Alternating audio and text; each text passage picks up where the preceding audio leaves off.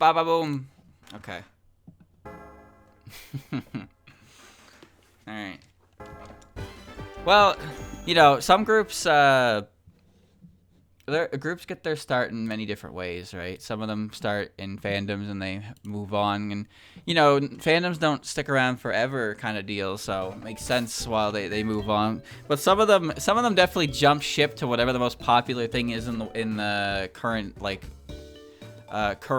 the current thing, and as a result, you get like music for like, you know, FNAF had its own fair share of fan music. Unsurprisingly. Fucking, like, Bendy and the Ink Machine, whatever that was. So, it happens, There's some, there's some groups that are retiring. Because they've been in the game. They've been in the game for almost 2 decades.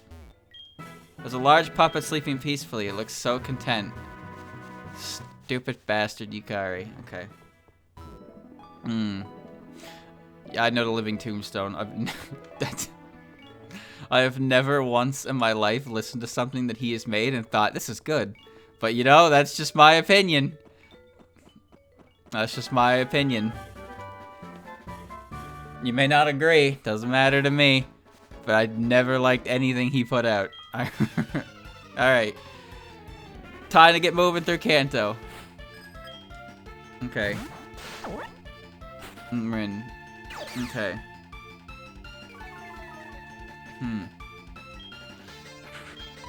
Intimidate, huh? Oh, I switched away. Whatever. No, it happens all the time. And it's not like, you know, it's not like people don't develop interests in new things, but there are definitely some people that you find will just, you know, they'll make art of new thing because new thing is topical and it gets attention. That's kind of how it goes. Same thing with memes and whatnot. Everybody jumps on current thing to milk it for all it's worth, and then when it's once it's settled in, they just kind of leave it on the wayside. Happens every time with Smash Brothers. Shizuo. You remember when fucking Nicktoons All-Star Brawl came out? That game populated Smash centric areas for weeks. And now it's just dead in the water. You know why? Because all the interest in it died out, and all the content was milked for it as possible. So, you know, now it's done. The blur on this camera is pissing me off.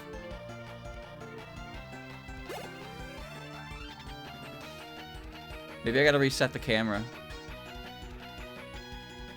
We got it. Smash clones don't stick around very long, no. They really don't. They stick around long enough that you can get all the clickies, and then you know, then they just disappear. Look at multiverses. Remember when that was a hot topic? We ain't talking about multiverses anymore. No. That should work. I don't know why she's so blurry.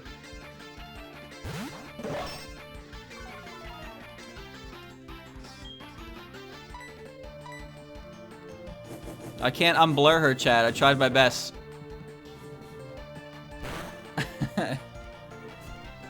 She's blurry forever. Whoa. Wow. Wow. Okay. Ominous. Okay.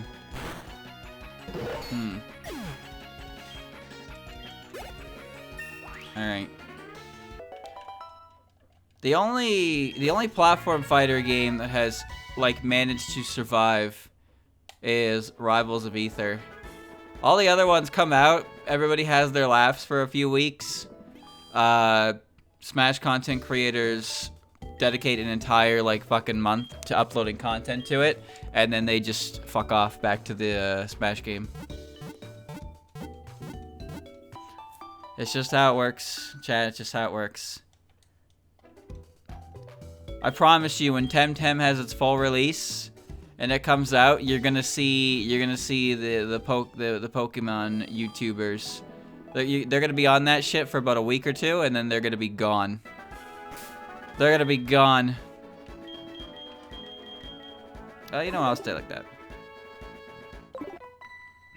If Digimon Rumble Arena was released in current day, it would crash Smash Dog's trust. Listen, I like that game. Digimon Rumble Arena 2, I like that game. Notori and Takane. Temtem's out? No, it's not. No, it's not. You're lying, chat. There's no way Temtem is out. How could Temtem be out already? I was gonna Earthquake. Yeah, fuck you, Ringo. Yeah. It's out, is it? Since when? Since when? Is it good?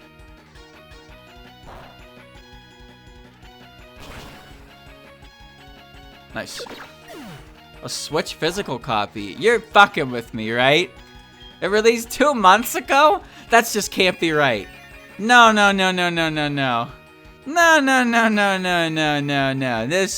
There's no way. You're just fucking with me. I can't believe you, chat. You have a bad habit of lying to me, so I can't trust any information that you give me ever.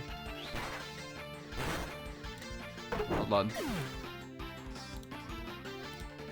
Just a bunch of liars. Okay. Go to Steam and see for yourself. You know what? I will. I will right now. I'm gonna go to Steam. I'm gonna go to the store. And I'm gonna search Temtem. Temtem.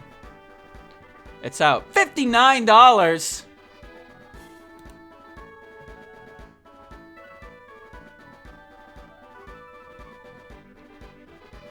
The game.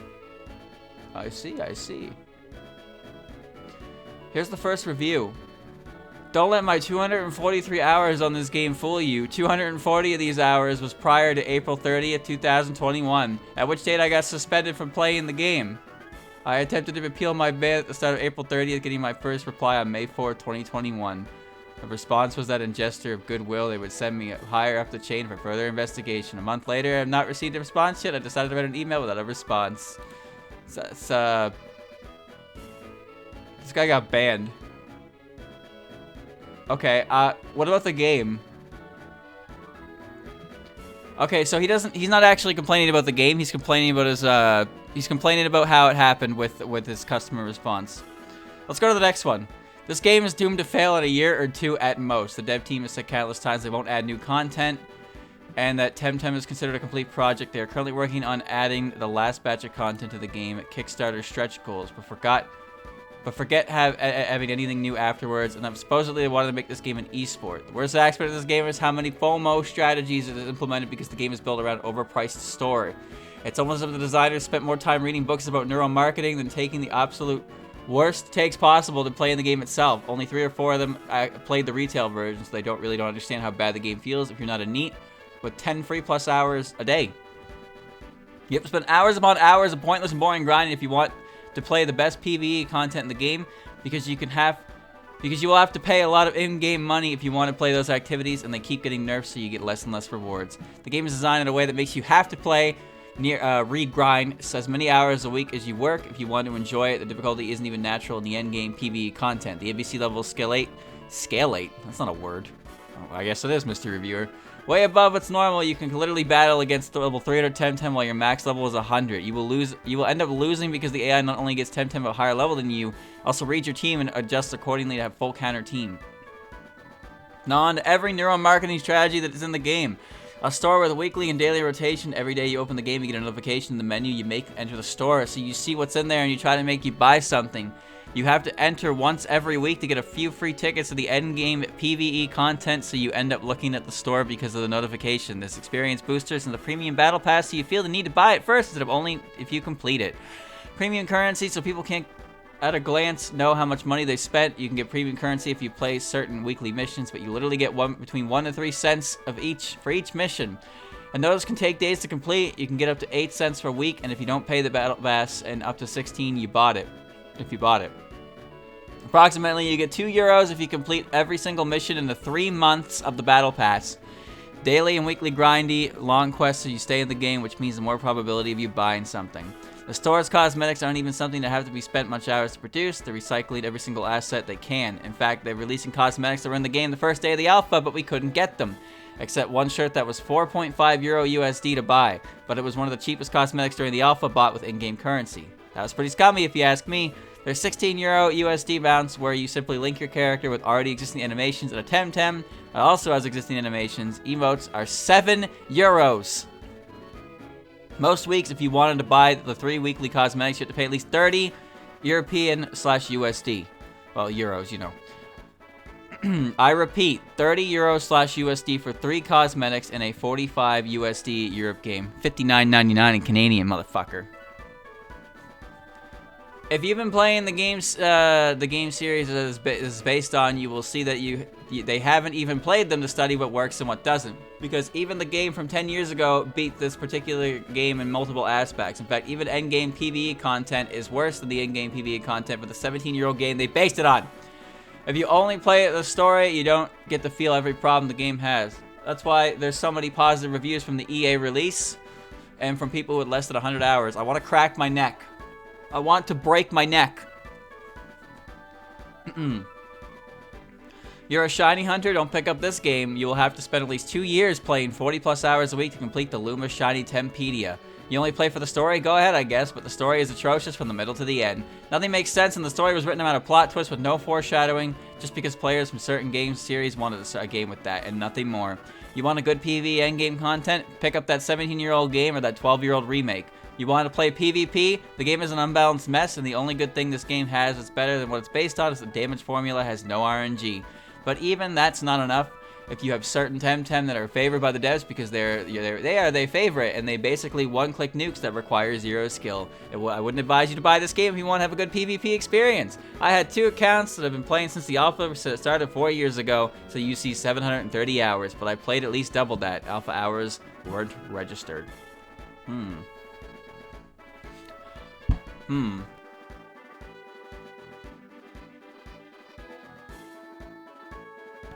Sorry, Chad, I got a lump in my throat. Ugh.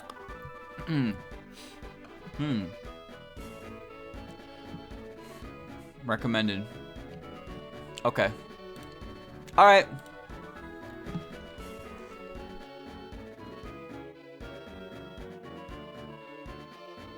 Nasty. Anyway, that was a good use of 7 minutes, huh? Okay. When's the Temtem stream? Never. Never.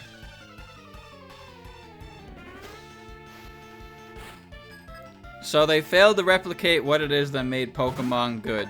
That's what I got from that review. And you know what? I've seen what a game can do when it replicates Pokemon good. It's called Puppet Dance Performance. Nice. If you want a good fan-made, not ROM hack Pokemon-based game, then yeah, Puppet Dance Performance is probably one of the best ones I've ever seen, if not the best one I've ever seen. Siom. Okay. Alright.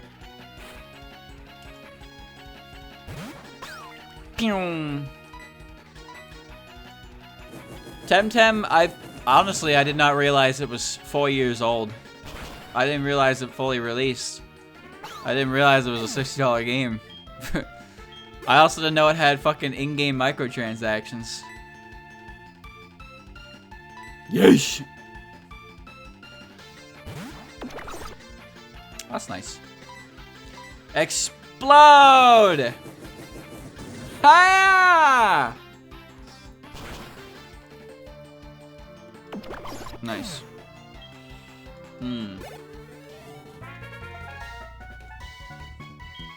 Nah, even if Touhoumon is not your thing, you can't deny that Puppet Dance Performance is a solid game. It's got a lot of good stuff. It's also got a ton of user convenience to it. the way that you can, the way that EVs and like teaching moves and all of that usual like annoying stuff is so convenient in Puppet Dance Performance. It's insane. It's unbelievably convenient. You want to catch something and get it up to snuff with the team, just beat up some wilds for like maybe 15 minutes at best, and then there you go. You now have a fully EV trained puppet that you can utilize on your team. It's so nice. Get the hell out of my way, dude. The road is closed until the problem at the power plant is solved. Alright. Welcome to Saffron. That's what I normally say. The magnet train isn't running. You're not getting any electricity because something's wrong with the power plant. The entirety of Saffron is suffering a blackout. Now this is some great music. This is good music. I like this.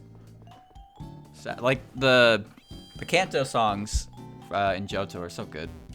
Ooh, that's pretty. Too bad there's not much you can do in here. The elevator's out of order. Something's wrong with the electricity. Won't work right. Sorry you wasted a trip. Yeah, in the original, I remember this guy. He mentions that, you know, security was revamped or whatever, so he won't let just let random people in, but he gives you an upgrade. I don't know if you can go up that building in this game though, if you turn the power plant on, but whatever. And also, the fighting dojo is a trainer. It's a gym leader rematch section. You can find different gym leaders throughout the game in different spots, and call them on certain days of the week, at certain times, and they'll show up and they'll battle you. Hello, Karate King, the fighting dojo's masters in a cave in Johto for further training. So when you call them, they stay there until you battle them. So you can just call like fucking everybody, the whole squad, all 16 gym leaders. Okay. To be honest, yeah. What is the upgrade for?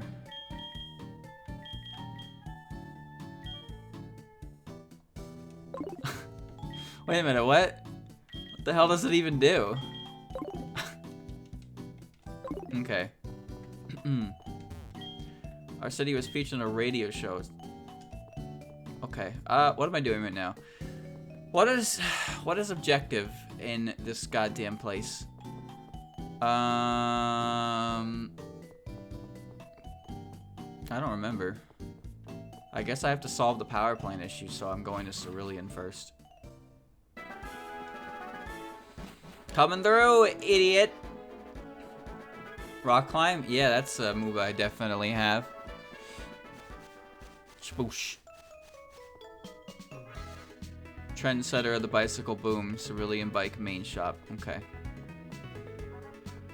Okay. That's Misty. So I gotta go. Well, Misty's not in the gym, but I have to find the Team Rocket guy, right? Fuck, I don't remember how this works.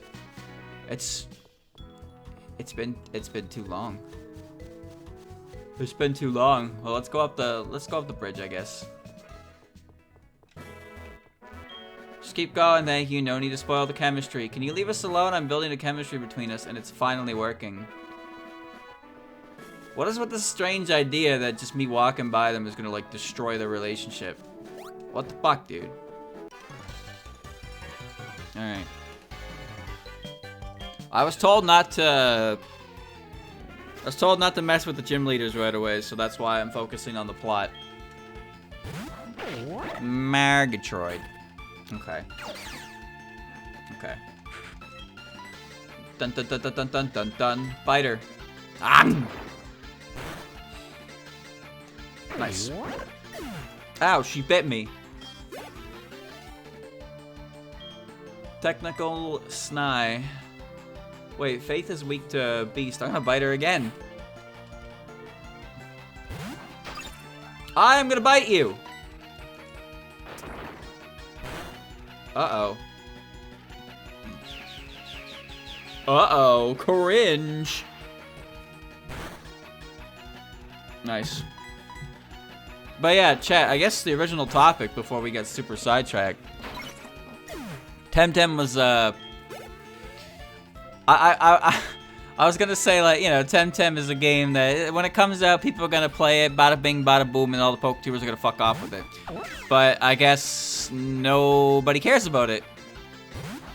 It's got a decent amount of positive reception. Just getting focused, Shun. Getting focused. You're bothering me. Does it need to like find a real human being to focus first? Here's my hand. Focus on that. You good? Focus on my palm. Yes. I'm a real human being. Okay. Now you can focus on Jun, right? Nope. Camera's borked. Camera's borked. Oh well.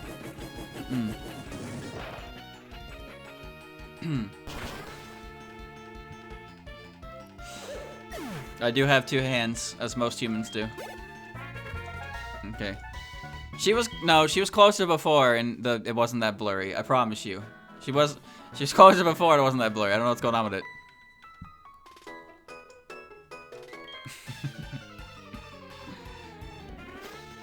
Oh well, whatever. I just want to look at it, and it won't bother me. Okay. Yeah, well, I guess to be fair, chat, I don't, like, follow PokeTubers, so I don't know what they're doing to begin with. The last time I saw anything related to a PokeTuber, it was a guy saying that Pokemon games don't count as JRPGs. And, wow. That one certainly rolled over well.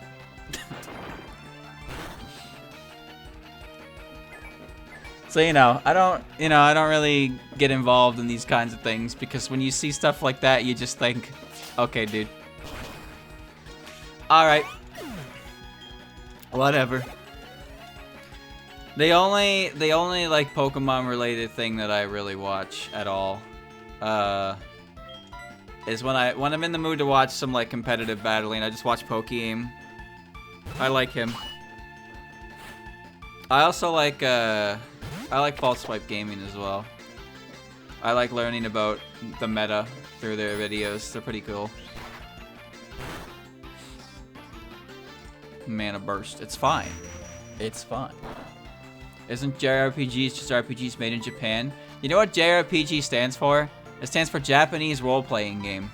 So yes, it's a role-playing game made in Japan.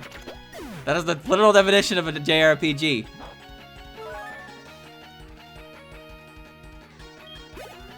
But don't worry about it, chat. I'm not here to argue it because, I like to think that my head's screwed on a little tighter than that. But that's Twitter, baby. That's Twitter. Last Ellen sent out Ellen.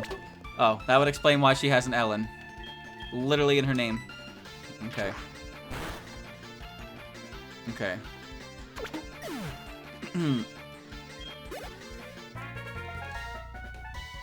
How could I lose?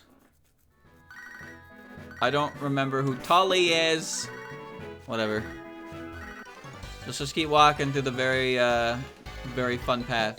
Here's number 3. Won't be easy. Okay.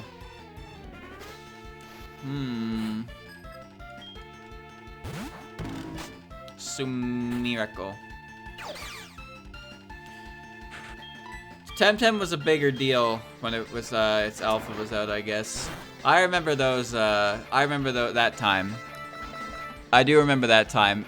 Temtem could literally tweet like we're working on the game, and people be like, "Holy shit, they're working on the game!" Like that level of excitement for it. What happened, man? Somebody find me the 1-hour video on what went wrong. Because those videos always come into circulation at some point as well. A video going over all of the negatives and all the troubled development history of a certain game. Happens for every fucking one of them. It was back when Swoosh, I like that name, Swoosh, was a thing and people didn't like it. I think maybe perhaps. Oh, well, this was 4 years ago, right? I saw a video like that on Hello Neighbor. I thought it was funny. Because Hello Neighbor was another one of those games that was super hyped up. Super exciting. They kept releasing like alpha builds that had like new elements of the puzzle in it. And it's like, what does it all mean? And then when the game came out, it was like, what does this mean? No one could figure out what it meant anymore because none of what was in there was even in the final game. Yeah, the plot of the game just disappeared.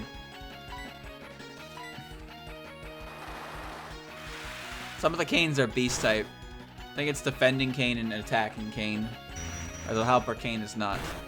It's probably Steel Reason, but I'm just basing that off of knowledge from other existing games. The desperate tweet at MatPad. I never saw that, but yeah, I can imagine when you're doing that, it's not a good look. They were hyping out how the neighbor reacts to you. Yeah, when he...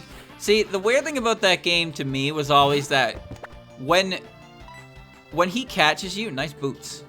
When he catches you, like, the game just, like, fades to black and you wake up at your house. And then when you go to the neighbor's house again, like, he's got, like, fucking bear traps and shit around. So, like, he catches you running around his house. He grabs you. And then what does he do? He literally just kicks you out of his house and then doesn't do anything else. Even though it's supposed to be, like, scary, you know? But then... the chat... I'm pretty sure I was watching Vinny play, like, pre-alpha footage or something. But the fucking neighbor aggroed on him, like, across the street. So he ran back into his house. And the neighbor was still, like, basically broke into his house. Grabbed him and was like, get out of my house. And was like, what? What do you mean? It's my house. That tweet pretty much sums up how it failed. Well, the thing is, Hello Neighbor was one of those things that I thought was kind of neat, but I didn't pay attention to its full release. And it kind of just came out, and then, you know, it didn't really take off. It's so weird how that happens. Sometimes games build up this ridiculous amount of hype behind them, but then, like, the hype dies down before they deliver, so when the actual game comes out, no one really cares anymore. So it's weird, like, you wanna build up like hype for it, but at the same time, if you go too ham and, you know, the excitement just petters out, then when the game comes out, it's like, oh, right? Unless you had a very successful game, like, unless you're releasing like a sequel to a very successful game you released, you know, it's not gonna, it's dangerous, I guess, yeah. Just think of it like this, chat. Silk Song, Hollow Knight, right? That, oh, I see. That shit is taking forever, but it was attached to the name Hollow Knight, so it doesn't matter how long that shit takes. When it comes out, you know, that's Hollow Knight Silk Song. It's not like Silk Song is its own thing. It's attached to the Hollow Knight name. Hello Neighbor can pie because the AI learns from your attempts and it got removed in the final version. Yeah. They removed the selling point for some reason. I guess it broke. Honestly, I wonder about the development with that game. Because that's something we never really hear about, right? We never really hear about how development really went for these types of games. Why would such a like a change to the entire gameplay take place in the final version? What happened there? There's got to be a reason for it, right? But it seems like some of these games release and then the people who made them just, like, you know, they just fucking disappear.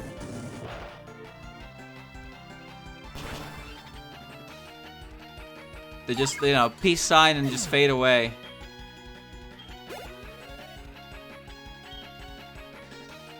You're a water type. See, I don't know. I don't know. For merchandise? Well, yes, they did merchandise. Yes. Neighbor became... Oh, right. That's Tan Chirno. Forgot the T stands for tan. Stop doing that, damn it. What do you call it? I don't know if there's Hello Neighbor, like, merchandise, but it definitely spawned a lot of, like, Android store rip-offs. It was a popular genre for quite some time. Yuma wants to bite people. 80, 100, 90, 100. Why did you up the power of Slash, but not Night Slash or Psycho Cut? I'm not complaining, it's fine, but, like, it's an interesting one. One single change.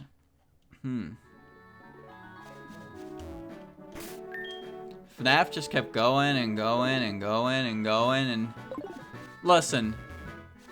I'm actually a fan of FNAF. I don't hate it. But, like, I'm very confused. Like, the way the story started, it was about, like, you know, we got John Purple, right?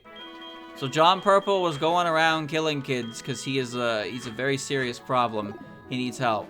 But at this point in the story, it's like, oh, actually, he was harvesting special juice from children, because all children produce a special juice known as Remnant, which can make animatronics come to life, and he wants to use that to save his dead daughter, or revive his dead daughter. It's like, what? What's happening?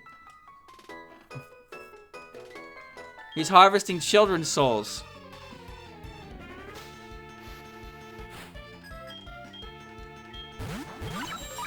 Oh boy. I agree. FNAF should have ended after FNAF 6.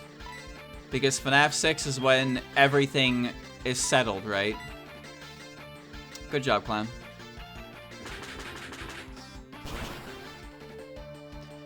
I don't mind 4. 4 is like, you know, it's a different part of it all. It's a different type of, it's not a pizzeria simulator, right? But the 6th one is all about tying up loose ends, right? The 6th game was all about settling everything that had happened in the previous 5 games. Fire Blast! Still waiting for the movie. Chat, we were promised a Five Nights at Freddy's movie back when the first game was popular. Do you have any idea when that happened? When Five Nights at Freddy's 1 released? I'm pretty sure it's old.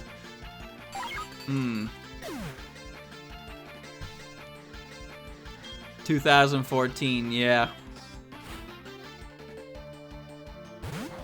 Doing a movie ain't easy. Okay, sure, but maybe they shouldn't announce the fucking movie like that early, right?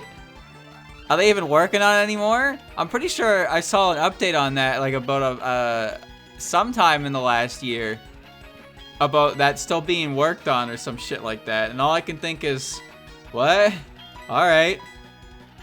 Remember when they announced the Minecraft movie? Did they?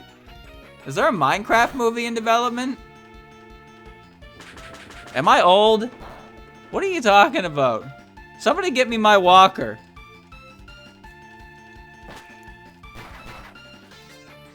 No, the FNAF movie was not a meme. It was real. It might as well be a meme, though. It doesn't feel real anymore.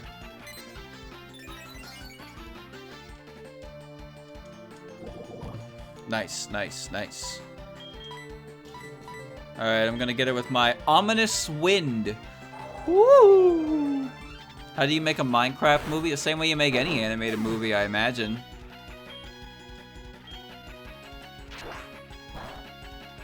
Nice. Okay. They announced a Minecraft movie, but that went quiet. I don't remember hearing anything about a Minecraft movie.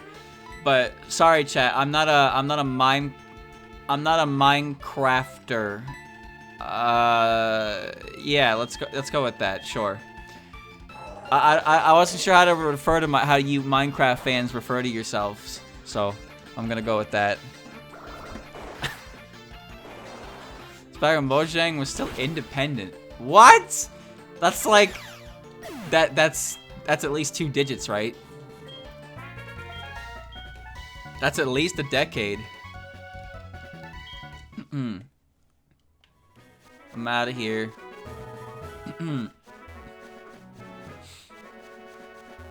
I saw something about John Carpenter, about how he said that if he was ever to make like a video game adaptation movie, the only one he would ever do is Dead Space.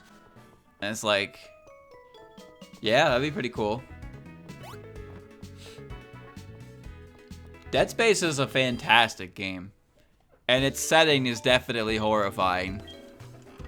It'd be a good subject to work with.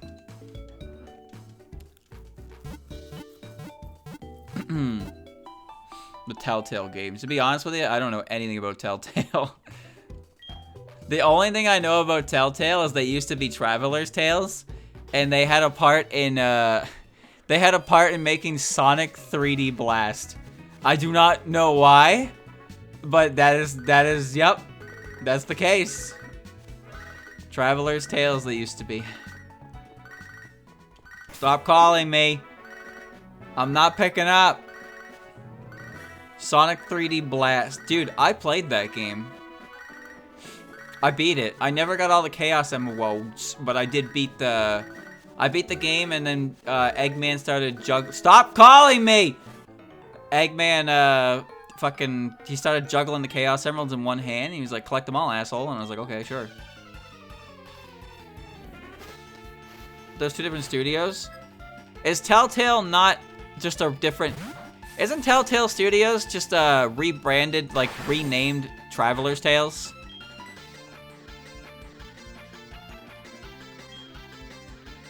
I thought they were the same. I don't even know what type you are. Traveler's Tales is the Lego games. Oh, what the fuck? Oh, I thought Telltale was a rebranded Traveler's Tales. My information was wrong. Whoops. Point still stands. Point still stands, though. Fucking... Sonic 3D Blast, man. Just Traveler's Tales had their name on that for some reason. It's so weird. That game is weird. But I beat it. I beat it because I had nothing else to do. It was on the Sonic Mega Collection. I played every game 50 fucking times to unlock Rystar. And did I beat Rystar? No! I couldn't even beat the first world! I used a cheat code to jump to the bosses, couldn't figure out how to fight them, and I just didn't play any more of it. Fuck that game. Fuck Rystar. Stupid little idiot. All he does is grab poles with his stretchy arms and do no damage to anything at all. I hate him.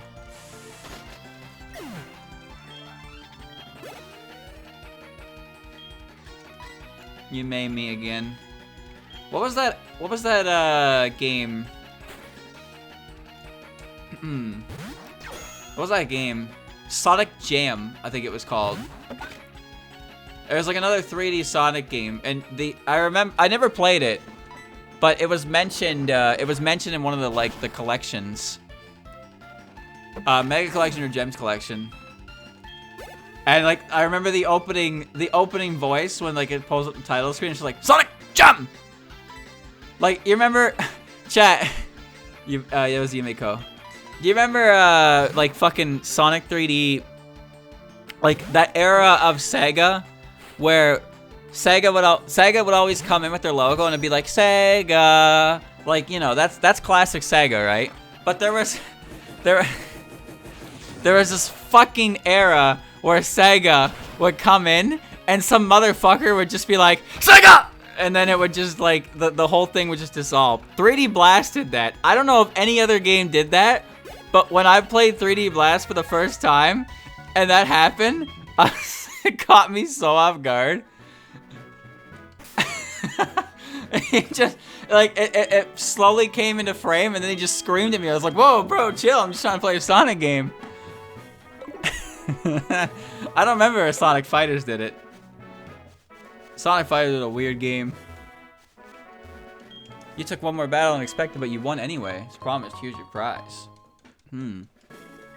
I've seen how you battle. I want to see how you fare. How about it? Let me take you on. Okay.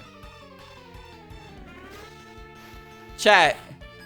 I saw an image before talking about like the years in which the like critically. What's the opposite of critically acclaimed? Chat. What's the opposite? Is it critically panned? Would that be the opposite? It was basically saying, like, every year that Sega released its, like, worst Sonic game of all time had some kind of, like, thing to it. And on that list was, Sonic Boom, and, like, Sonic 06, Tensoku. I think Sonic Forces was on there. And, the first one was Sonic R. Now, let me tell you something about Sonic R, chat. I I don't think that game is, you know, it's not, it's pretty bad. It's pretty bad. No, it's pretty bad. but I love Sonic R. Dude, look at what Sonic R gave us. Sonic R gave us Mecha Knuckle, and it gave us Tails Doll. It gave us Tails Doll, dude. Don't you love the Tails Doll? The scariest Sonic character ever created. A stuffed doll of because apparently Tails isn't cool enough to get his own like mech version. He gets a fucking stuffed doll. Sonic R has good music. Yeah, it does. That's Advent Alice? That's just Alice, my guy. I'm gonna punch her. Nice. Sonic R looks jank. Sonic R is jank. Sonic R, listen, Sonic R has five courses. One of which is unlocked at the end of the game. By beating the other ones. You get the Chaos Emeralds, you unlock Super Sonic, who is broken. Alright? He is 100% broken. He's got cloths over it.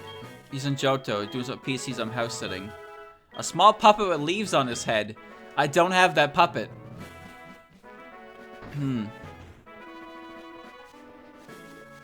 No, it's a bad game. Sonic R is not a good game. Alright?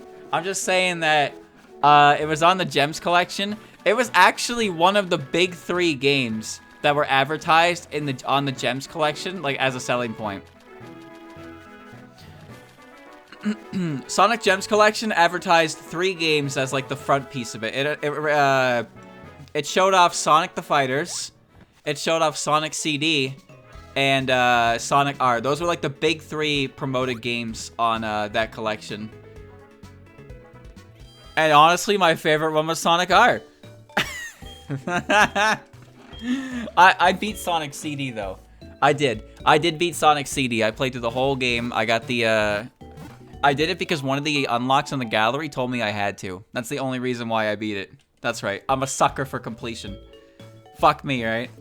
But I beat it. I beat Sonic CD. I played through Sonic the Fighters. I played that game a decent amount. I never got Super Sonic, though. Because in order to get Super Sonic, I couldn't even remember like the process you had to do to use them. I also didn't know you could like press up on the character select screen and get different characters. That was baffling to me. Also, that game had 8 Chaos Emeralds. Did you know that?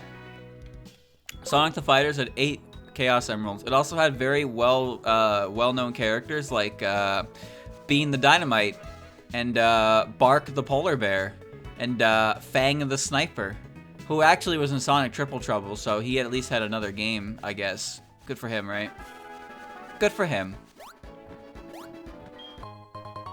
Max Potion. You think you got it bad? Nobody even remembers me.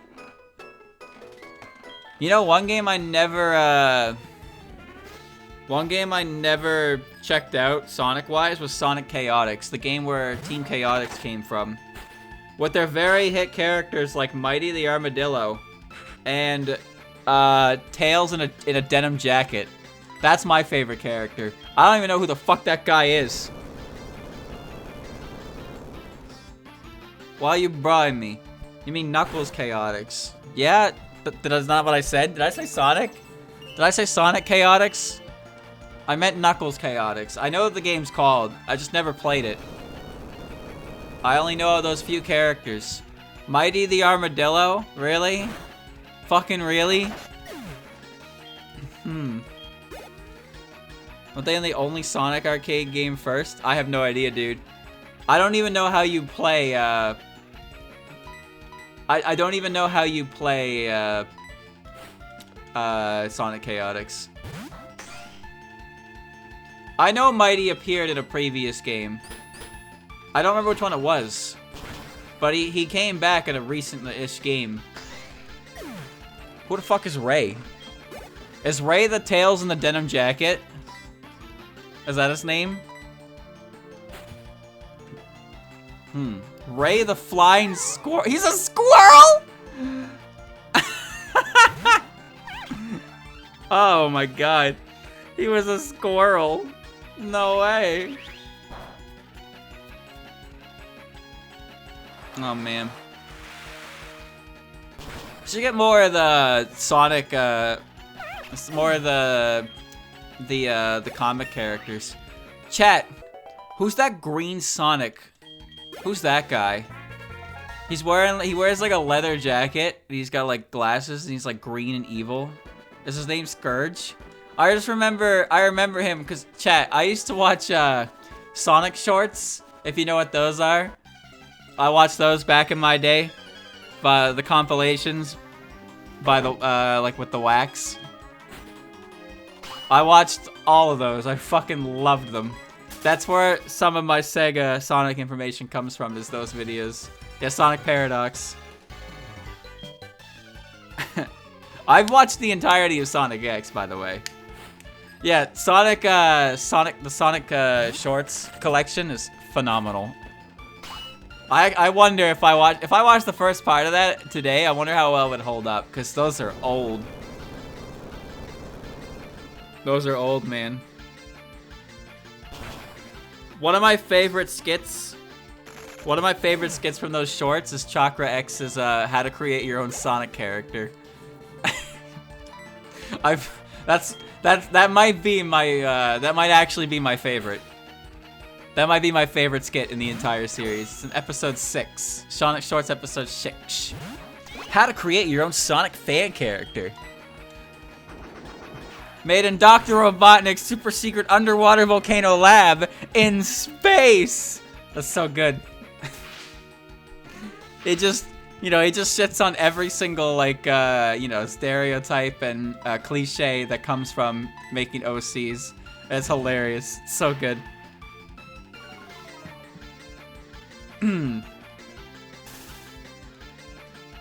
Oh, here we go, Wriggle. Oh, here we go, Wriggle. Here we go. That was the first time I ever saw, that was the first time I ever saw, Scourge. There's also a Sonic, there's like a Super Sonic that is evil, too. What's up with that guy? He's like permanently supersonic, and he's evil Sonic. Fleetway Sonic. Chat, you guys are really well informed about this, aren't you? Well, I mean, the guy named Supersonic Sandman, I would expect him to be pretty informed on this information.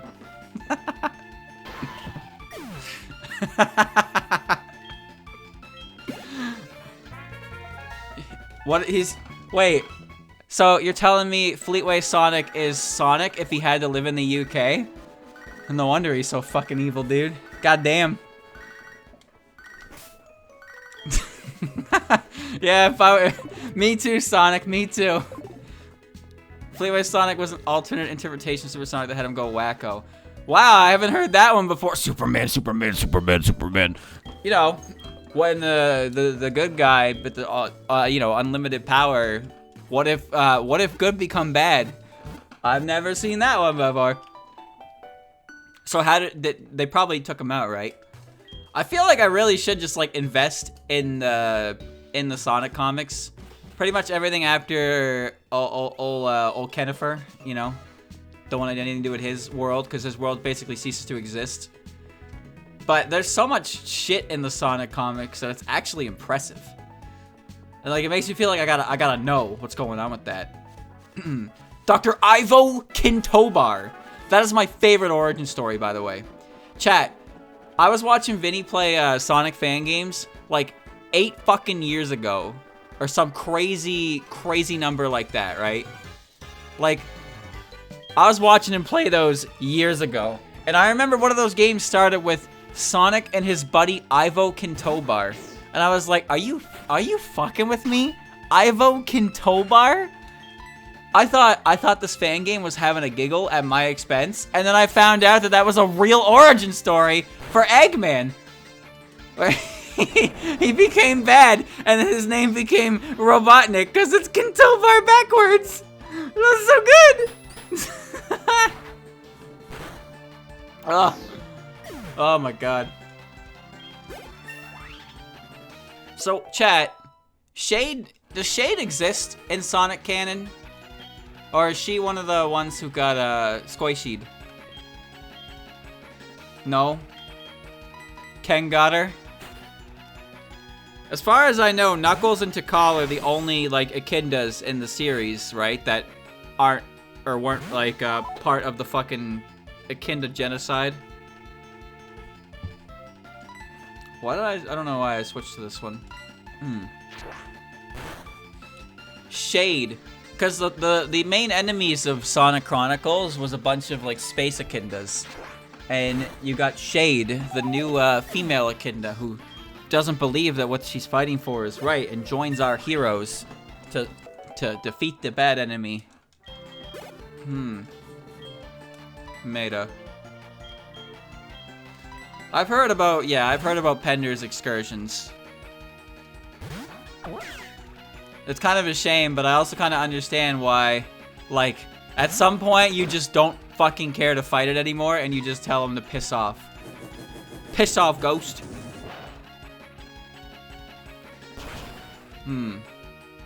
Well, to be fair, after Sonic Chronicles The Dark Brotherhood came out and teased its sequel, and then the studio that acquired them immediately canceled them working on the sequel, we'll never truly know what happens to Shade, the Space Echidna. But you know what? That didn't. The artist got to her before she disappeared for good. Speaking of characters that I haven't seen in a long ass time, what happened to Blaze the Cat? What happened to her? She came from Sonic Rush, and then she was in Sonic 06, and she was part of an alternate dimension with Soul Emeralds and like Neo Eggman or whatever the fuck his name was. She was in Team Sonic Racing? Really? Dude, I wish we could just get like a 2022 version of Sonic R. You know? Get Sonic out of the car, take him out of the goddamn car, and put him back and make him run like he was designed to. Sonic Drift? Fuck that shit. Get that out of here. Fang was in that game too, by the way. Sonic Drift? He was in that. Fang, the sniper, was in 3 different Sonic games. He had a reputation building, and then he just disappeared. She was in Generations. She showed up in the comics? Okay, so she is still around. I thought she went back to her world. I think that's like Kasume. Oh, chat, what about, what's her name? The girl from Sonic Rush Adventure. Is that the same girl? Is that the same girl that's, like, in Sonic Boom? Like, she's not a badger, is she? Like, I know Sonic Boom is Styx the Badger, but I swear the girl in Sonic Rush Adventure was, like, she kind of looked like her. Marine was the raccoon. Okay. She's a raccoon. Alright. I remember that game, because you have Sonic, you had Marine, and you had Johnny. You had to race Johnny for the Chaos Emeralds. Kyoko.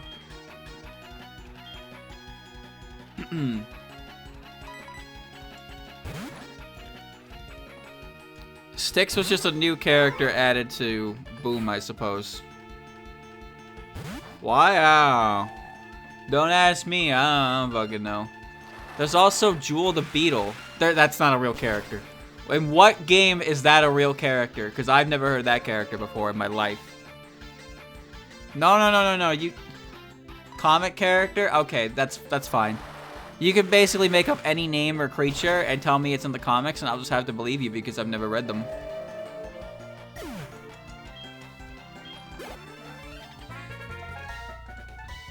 Then again, I don't know like any of the Freedom Fighters except for Sally Acorn because, well, before you fucking eyebrow me, chat, that is one character that the internet will never let you forget no matter how hard you try.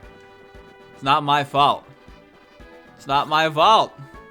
I know there's a walrus. I know there's this like prissy raccoon, but I don't know their names. But Sally Acorn, damn it. Sally Acorn was like, that was, oh wow. Look at that Lily. She was like, you know, the Lola Bunny of her time, I guess. Oh. Nice. Have I ever done Your Name the Hedgehog? Yes, I have. I've had my results. This Lily is beautiful. Mind bomb! She threw an egg at me. 3,045 unique Sonic characters. Where'd that number come from? Foxhound. Who? You mean the entirety of the Metal Gear platoon? Well, there's a bunny who's like she's like half roboticized, right? Kutaka. I forget her name. But she has like a country accent.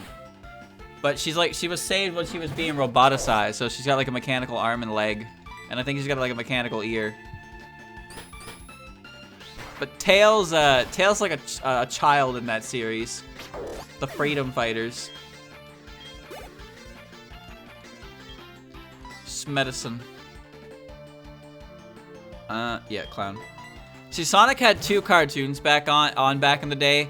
One of them was Adventures of Sonic the Hedgehog, which was just, you know, that was Sonic and Tails with Robotnik, Scratch and Grounder. And, you know, Snoopingas, Ground, you know. It was goofy. And then they had another one that was like the Freedom Fighters, but actually, like, what if Robotnik succeeded in taking over the world and he's actually like this fucking terrifying human being? And then they have Snively. Oh, good old Snively. He's schniveling.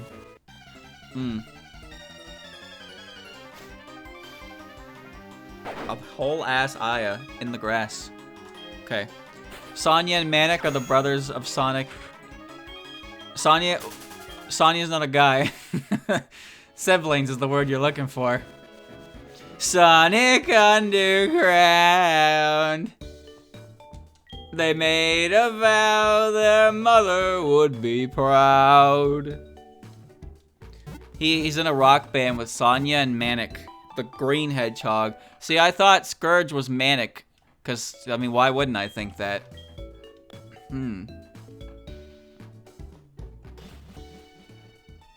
Oh, it was found? I thought it was proud because, like, they made a promise to her and they're keeping it, so she's proud.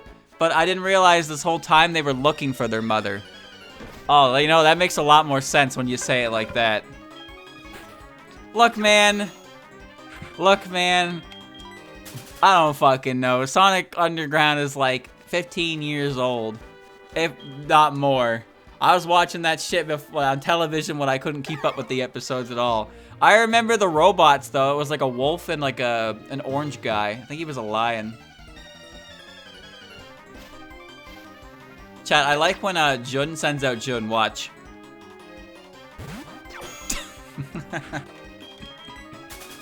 I leave you to my body double.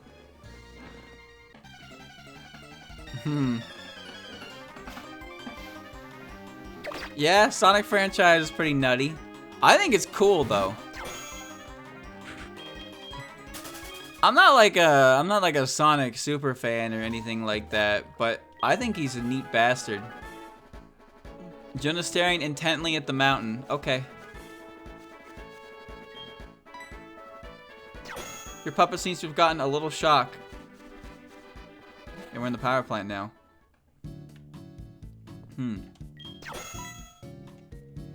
Johto's holding something. Would you like to take it? Yes. Happily handed it over. Put away the wealthy... Of course she found a fucking coin on the ground. Wow. Johto's looking at the machine in a strange manner. A thief broke in. Yeah. I can't believe she didn't find a coin. I also can't believe she gave it to me. I'm ready to blast something who would dare steal part of the generator. Spend so much time fixing it. If I catch him, he's gonna see what I can do with my headbutt.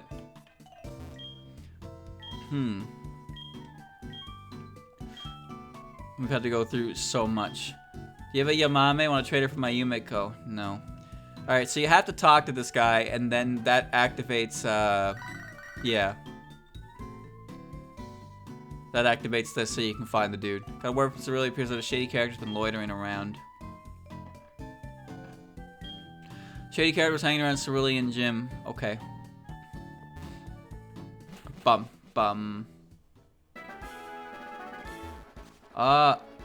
Well, time to walk back because I don't have fly readily available. This is why you always catch yourself a flying type, chat. It's always in your best interest. Okay. Here we go. Here we go. There's never been a game where you can play as Amy, huh? And I know there are games like Sonic Heroes and like Sonic Adventure where, yeah, you can play as Amy, but you know what I mean when I say you can play as Amy. I'm talking about, like, actually a game dedicated to Amy. Peach got a game. Super Princess Peach. That is a weird game, by the way. Honestly. If you've ever played it, it's a weird game. I played it, I beat it. Apparently it's pretty rare nowadays, too. Where are you, Mr. Loiterer? Yeah, it's the ones where Peach fights people by being happy, furious, and sad. She utilizes her emotions to be to attack people. I make a big mistake. You forget you see me, okay? You seen her, know nothing. Okay, bye. Bye-bye, a go-go. Okay. The Vibe Scepter. Yeah. No, it was a weird game. There's an enemy there's an enemy in the game that pops up a few times who's like not Starfy, but definitely Starfy. And you have to figure out how to hit him in a level to get him for your like bestiary. Took me a while.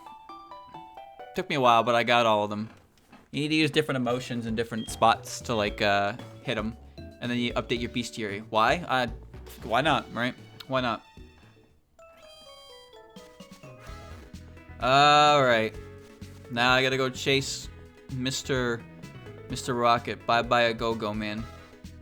This guy retires and goes to Unova. Who are you?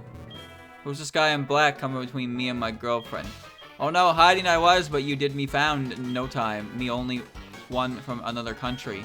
Yet no big business, okay? Think I did if I stopped the energy, big panic, and locked you for all people. Secret is my mission, so tell you I not. Oh my god, this guy's so hard to understand. Okay. Mario, listen, Mario jumps on Goombas, and Peach just cries on them. She cries on them so hard that they're just like, stop it! And then they just fucking melt because her tears are acidic. I don't know. Do you know? I don't know. Wow, that did so much damage. Imagine crying someone to death.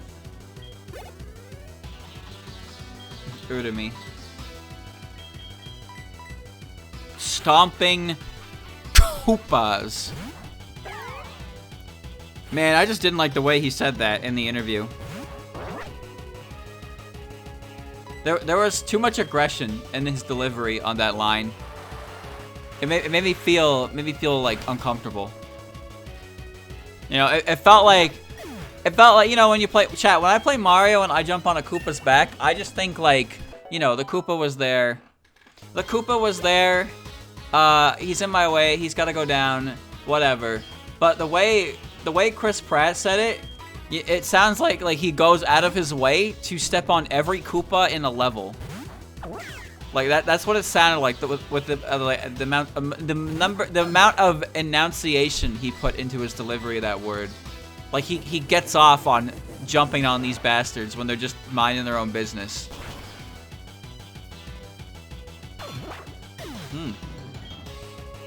Didn't Luigi cry the shrooms to death? I don't remember that game at all. Partners in Time is a blur. That game is a blur. I played it, I beat it, because I was like marathoning. I was marathoning the Mario RPG games, and I wanted to play the ones I hadn't played yet. So I played Partners in Time.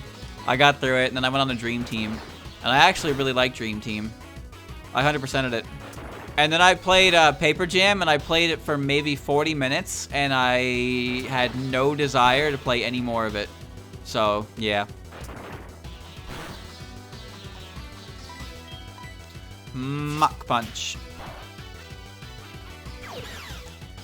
I just find it really hard to believe that Chris Pratt is actually as excited as he wants me to believe about voicing Mario. That's all. Machine part steal by me hidden in gym near inflatable tube. Okay. You say what? Team Rocket bye-bye a go-go. Broken up. Oh no, should I do what now from me? I'm my country, go home. Make Team Rocket I will. Goodbye. What's wrong with that guy? Cerulean, your inflatable tube is the machine part. What's he talking about? Fine alone, will you not bother us, right? Sure. Yeah, Mushroom Kingdom, here we come. Chris Pratt is going to deliver a voice that unlike anything you've ever heard. Well, to be fair, Miyamoto didn't lie. I can't say I've ever heard Mario sounding like Chris Pratt. So, on some accounts, he didn't lie. But on the other hand, I feel cheated. I feel a little bit cheated. All right, let's go get the tool.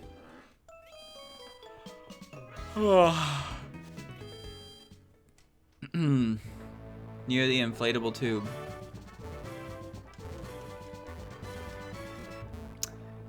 There's multiple inflatable tubes. Jim picked up the black item that was by the pool. It's part of the machine. Nice. No one's in here. Why is it doing warm-up exercises? Because she's getting ready to swim. June is very eager. Well, get swimming. Get swimming.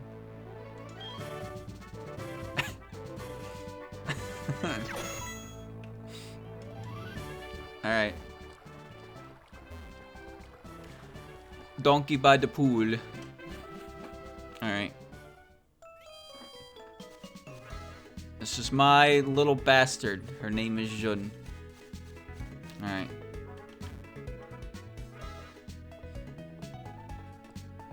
Well, the thing is, like, I think the other languages sound better than the American, or I guess English one, because it seems like the other languages are hiring voice actors to do the role of animated characters, whereas over here we're hiring big name actors to do voice acting, which is, well, yeah.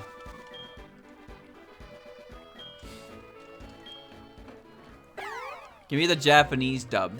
I want to hear Mario. I want to hear Mario in Japanese. I'm just gonna use a rappel because I'm just too lazy to fly. Too lazy to teach something fly. Give me the rappel.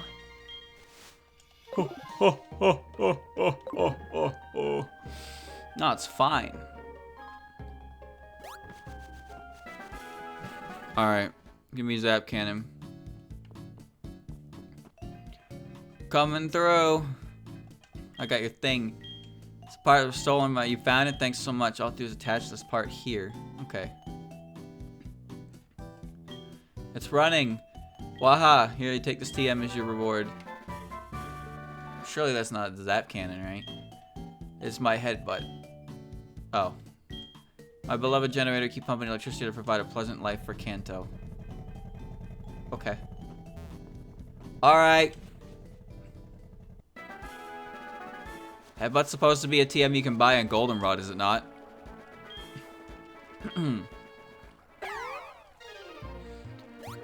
Alright, what's next on the agenda? Back to Saffron? In order to progress the game, I need to get the radio card from, I really didn't get this, huh?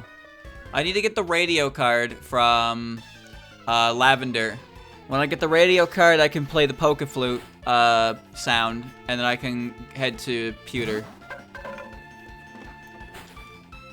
I also gotta go up and talk to Misty.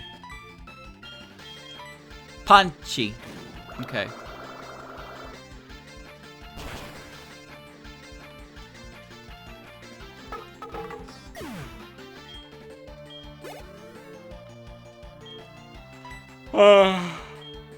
Suico.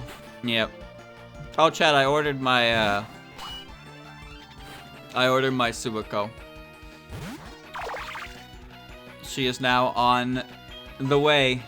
And by on the way, I mean fucking April next year, but it's okay. So, I looked at the other ones. I didn't even realize mailing was part of that rotation. But technical yam. Wait, she might be floating. I don't think she is. It might count. I ordered frog. But the new ones, are Keiki and, Junko. I actually don't know if Mailing's new. I don't think she's new. But I might be wrong about that. Full restore. Nah, sure, that's fine. Anyway, I'm not really interested in getting a Mailing. I've gotten a lot of Fumos at this point, so I'm okay with... I'm being a little choosy on which ones I get.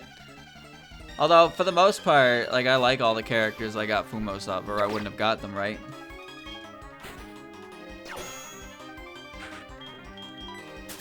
Like I said before, but the character I have that I like the least out of all of them that I have is probably Marissa. Marissa followed by like Yuka, but even then, like, I don't hate those characters. I think they're pretty cool. But like I don't have Yukari. I got Chen and Ron, but I didn't want Yukari. I got Satori, I didn't want Koichi. And ain't that some shit? I have Moko, Tei, and Reisen, but I do not have a desire to get Kaguya or Eden. I have Momiji and Aya and Tenshi and Ruma. I do have Miko as well. Alright, now we're going down. I'm just not look, man, I'm just not a massive Koichi fan is all.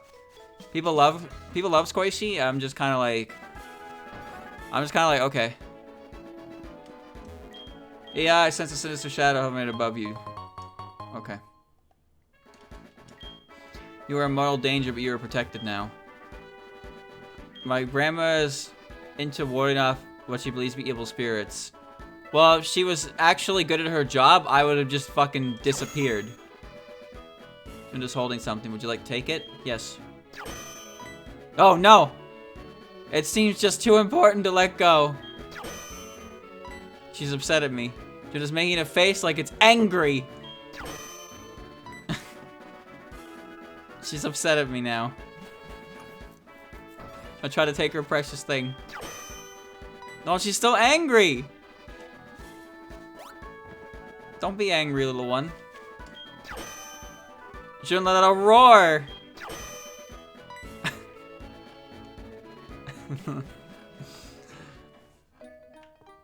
Oh no, this is some good music. Why is this the music for the underground path? This is weird. I don't remember this at all. I know the underground path don't exist in Gold, Silver, Crystal. But I didn't remember them using Mount Moon's music. This feels so fucking weird, dude. It feels so sinister. Don't be afraid, I'm not a bad person. A place like this attracts mean people. They would eventually cause trouble. That's why Uncle Rage is watching for such things. What?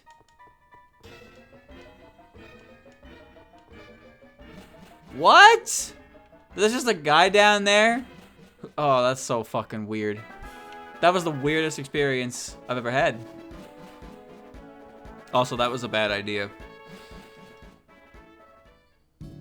I'm gonna go to Self-Co and see if it lets me up the elevator. If not, then whatever. I get the train pass from the copycat girl, so... But I think I need to buy a Polka doll for that. I'll go talk to her at least. Self-Co's latest product not on sale anywhere yet. Elevator's out of order. It may electrocute you. Stay away. She's not angry at me anymore. Jim needs to be very happy. Okay. Alright.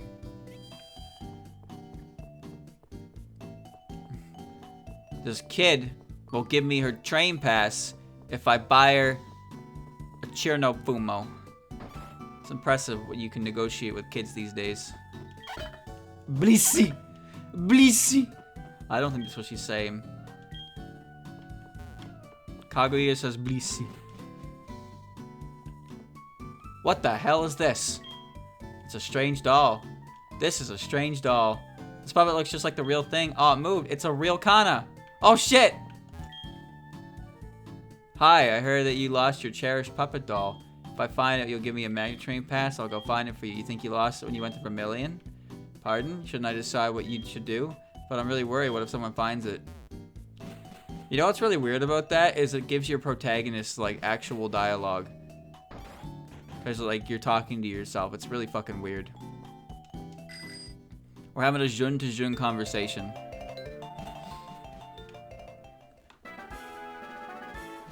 Now, if I remember correctly, you have to go to the Pokemon fan club, and he has the doll.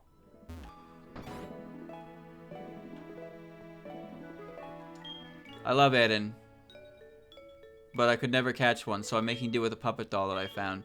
What? The girl who lost this puppet doll is sad? Could you take this puppet doll back to that poor little girl? I'll befriend a real Eden on my own one day. Well.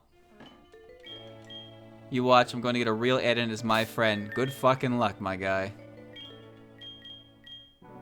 Lost item. Alright.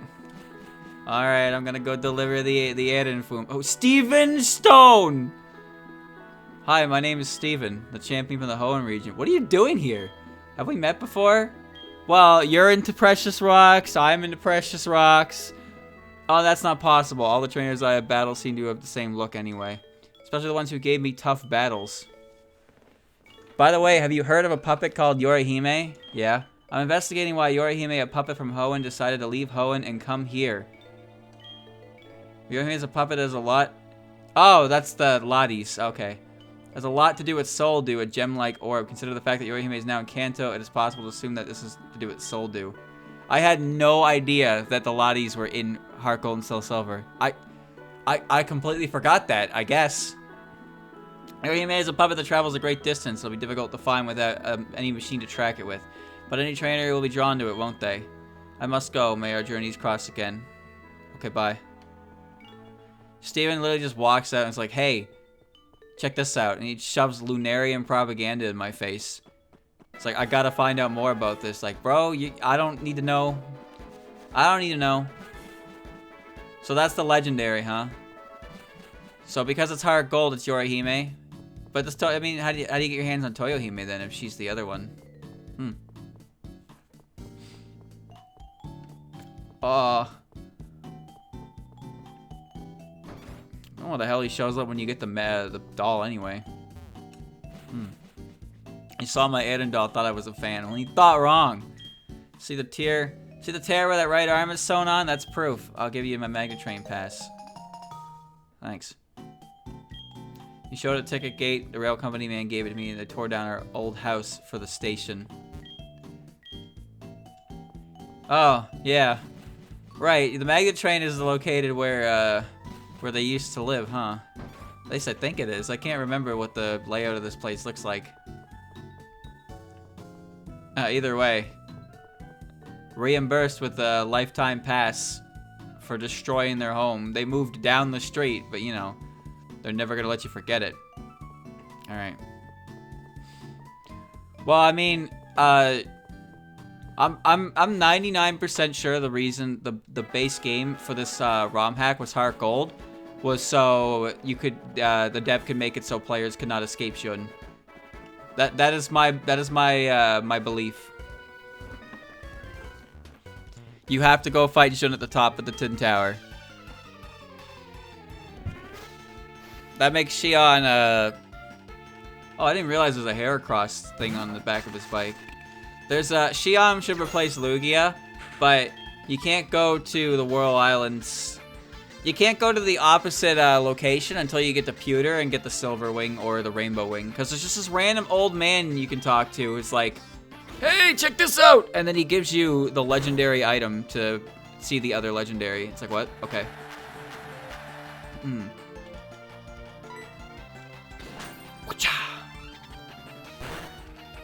Whirl Islands suck! Ever go back to the ruins of Elf with Shun? Should I? I never did the Union Cave branch off part, no. I thought about it, but I wasn't sure if there's any merit to doing so, so I never really bothered.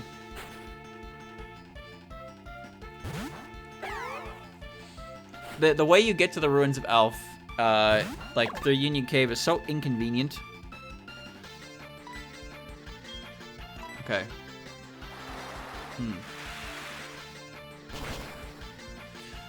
You can't go in the tower in Soul Silver, but you can go in Whirl Islands and Heartgold. Well, you can go in the tower, can't you? Because the only thing that stops you from going in the tower is Ekratique's badge. Ellie. But then at the end of the tower and at the end of the Whirl Islands, there's a monk who's in your way. Who's like, he won't let you through unless you show him the ring.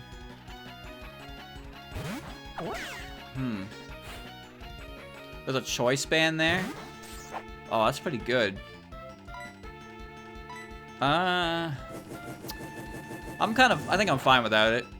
But if it's there, that's pretty good. I moved the monk in this to the top. He's normally at the bottom. Oh, really? See, I didn't know that. Okay, I played Heartgold probably once properly in my life, and that was when it came out. So, I have a lot of blanks in my mind how this game works. That's weird. That's kind of weird. I wonder why he blocks you from entering the tower at all.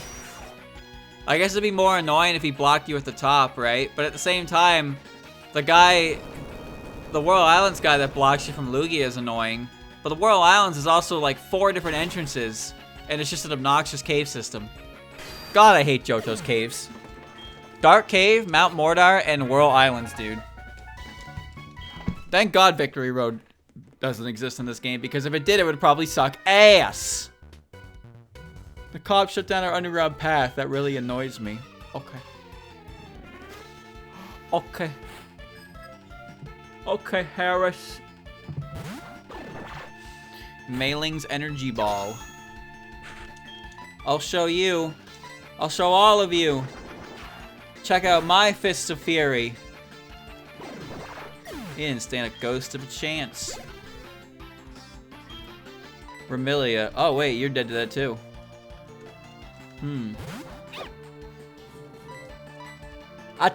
Oh, you missed.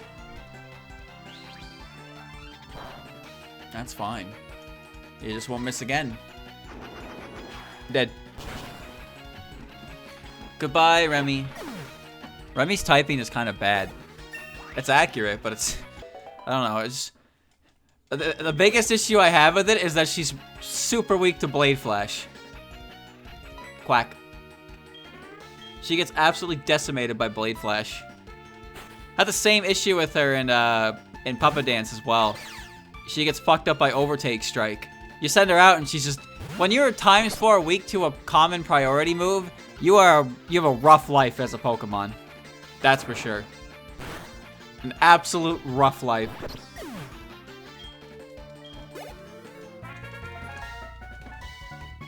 Remy tries her best, but when you're packing a ×4 weakness to a priority move, it's... and you're not a defensive Pokemon on top of that, like, even if you were a defensive Pokemon, that's a crippling weakness.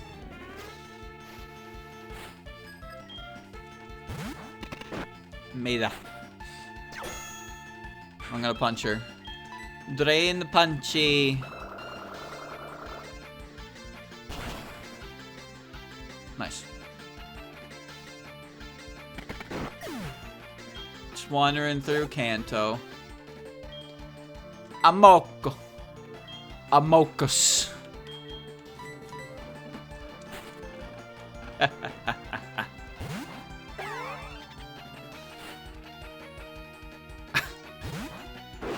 Oh shit. She's on fire. Put her out. Put her out, put her out, put her out, put her out, put her out, put her out. Alright, she's good. You saved her. Attack cane. Honestly, stay in.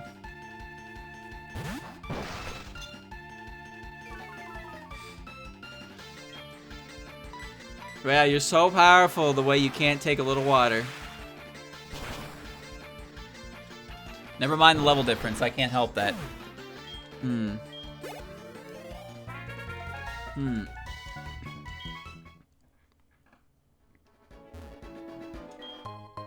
A Bluefo.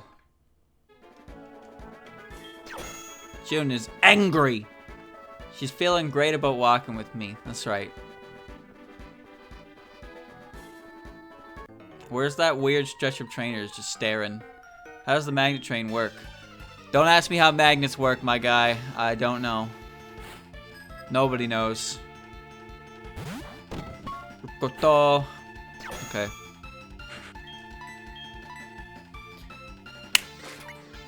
Fake out. Well, Remy has, I don't remember what Remy's types change into in Puppet Dance performance, but the extra type usually gets a bit wonky.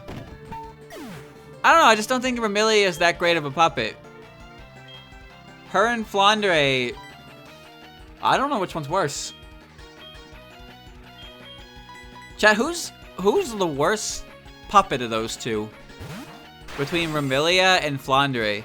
Because I feel like both of them have very, like, apparent weaknesses to them that make them not great, like, at all. Flandre hits really hard, but if she's outsped, like, at all, she just dies. And Remy's just, she's fast and strong as well. But, well, she's a crippling weakness to priority moves.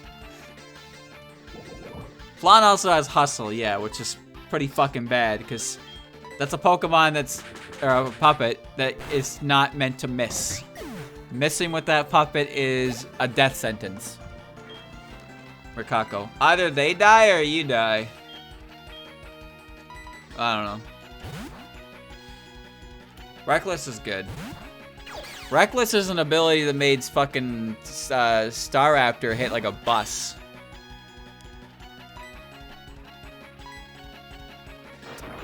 Brave Bird and Double Edge hit so hard with Reckless. I mean, I don't really think it's fair to call it a nerf.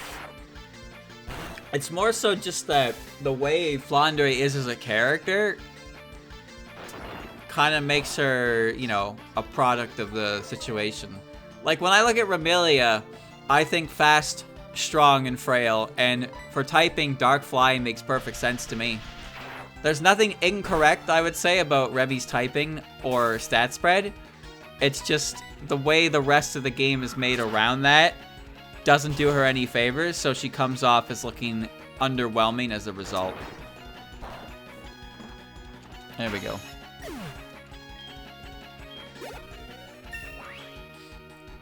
If anything, Yugi seems to get the short end of the stick a lot because she gets to be Rampardos most of the time.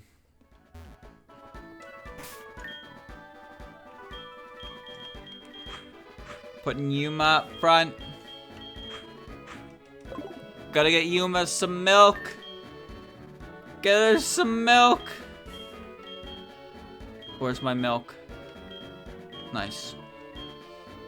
Moo moo milk straight from the source. Sunny. Okay. Let me see. What have I done so far? Pretty much only done a few routes. Just thinking of what's an option. Oh. A lot of Kanto. Ugh. Mo. Do I look weak? Don't make me laugh. When I'm with Lulu, I get 100 more times more courage. Mo and I make a great pair. You should prepare yourself. Okay. Cow milk. Young couple, Mo Lulu. D Yukari and D Yuko. Alright.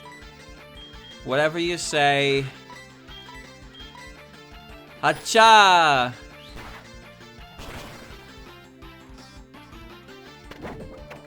Dead. Defense. The D stands for defense.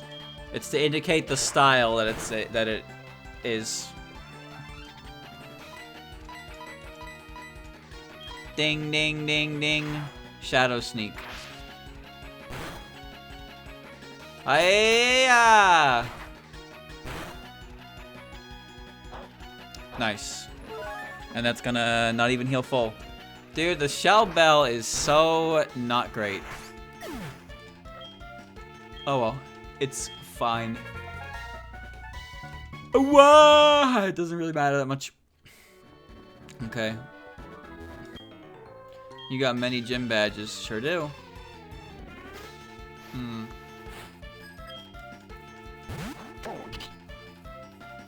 Ow! So. This should work. Okay. Hmm.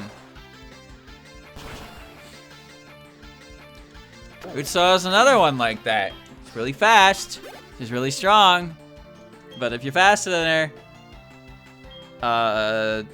I think I'm about to fight Super Maribel. Why does this random trainer have this? Tremaribel. Oh, that's freaky. Oh, that's freaky. Kill it. Kill it, kill it, kill it, kill it, kill it, kill it, kill it. No. Oh, shit! I'm fine. We living. Give me my HP back. Don't counter me again, please. Oh my god, what are you doing? Alright. Unexpected.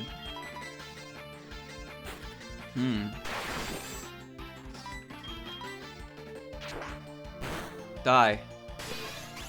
No more of that shit. No, thank you.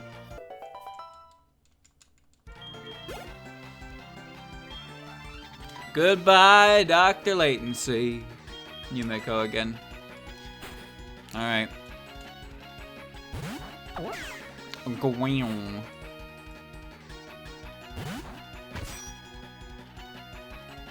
Fire blast! God damn it! Oh no.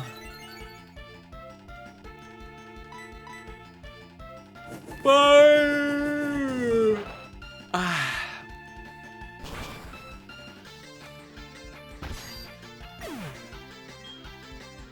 Nice.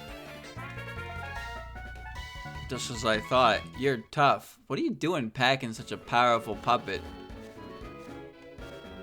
No, this guy needs to move. I'm so close to the center. I am but a gentleman stopped on the road. Would you care to join me for a quick contest? No! Letty! Letty!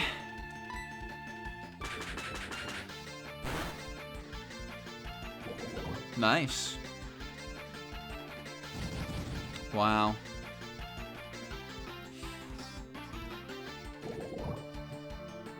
For all intents and purposes, that move missed. Ha, ha, ha. Excelente. Très bien. Luis! Alright.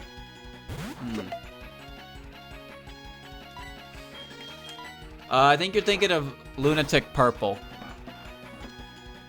There is like a Kaizo Touhoumon game. It's called like Lunatic something. And it's just designed around making every opponent the most awful, boring, garbage fight you could possibly imagine. And then it chuckles to itself as it refers to itself as difficult. Yeah, that's difficult, alright. The hardest part about that game is finding the willpower to play it. Why would you want to, chat, why would you want to play a game where every single encounter you get is just a stall team?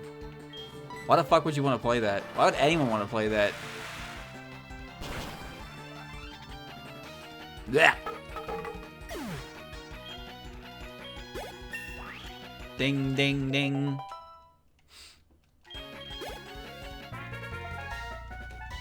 You were very skillful.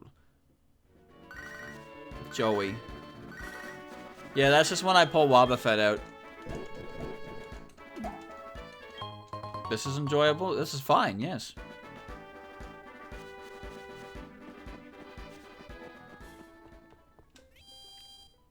Oh, here we are in Laughter.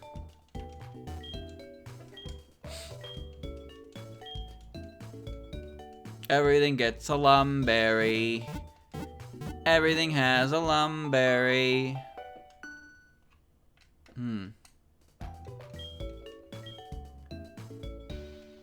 Purple got on my nerves because so many trainers started doing that, and so I started doing it back in response.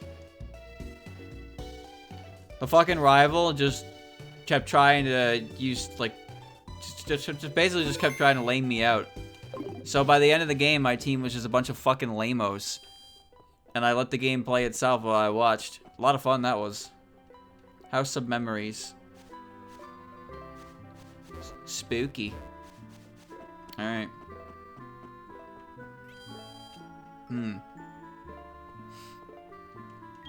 Many people are hard at work here in the radio tower. They must be doing their best, but on good shows. You're the Jun who jobbed the... Yep. I never lost my job. I'll tell you, a real lifesaver. Director, loaded the X-Spin card. Yeah. Yeah, now I can play Kanto radios. Gah ha ha ha ha. Sorry, but you can only tour the ground floor since Johto's radio tower was taken over by a criminal game. We had to step up our security. I'm the super music director. I'm responsible for the gorgeous melodies that go through the air. Don't be square. Grab your music off the air. There's a PC in here.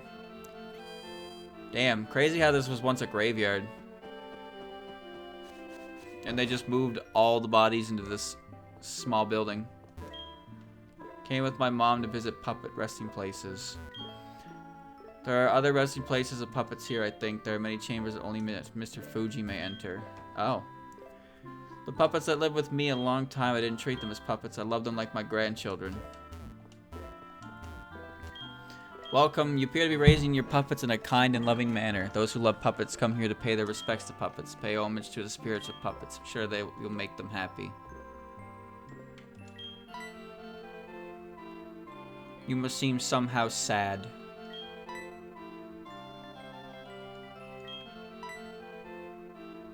Yuma is trembling with fear. Yuma, they should be afraid of you. It's alright, that NPC cleared it up. There are more chambers underground. Only Mr. Fuji can enter them, though. Do you remember? Remember what? Remember what?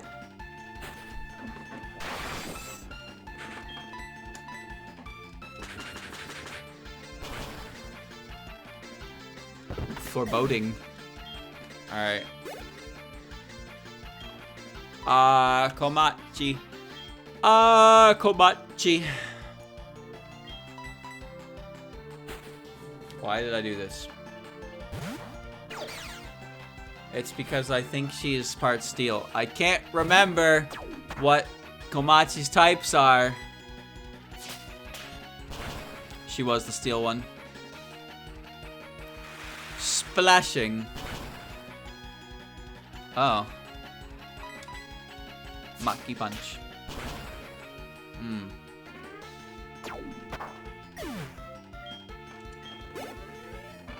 Yeah. Kutaka. It's time to draw the line.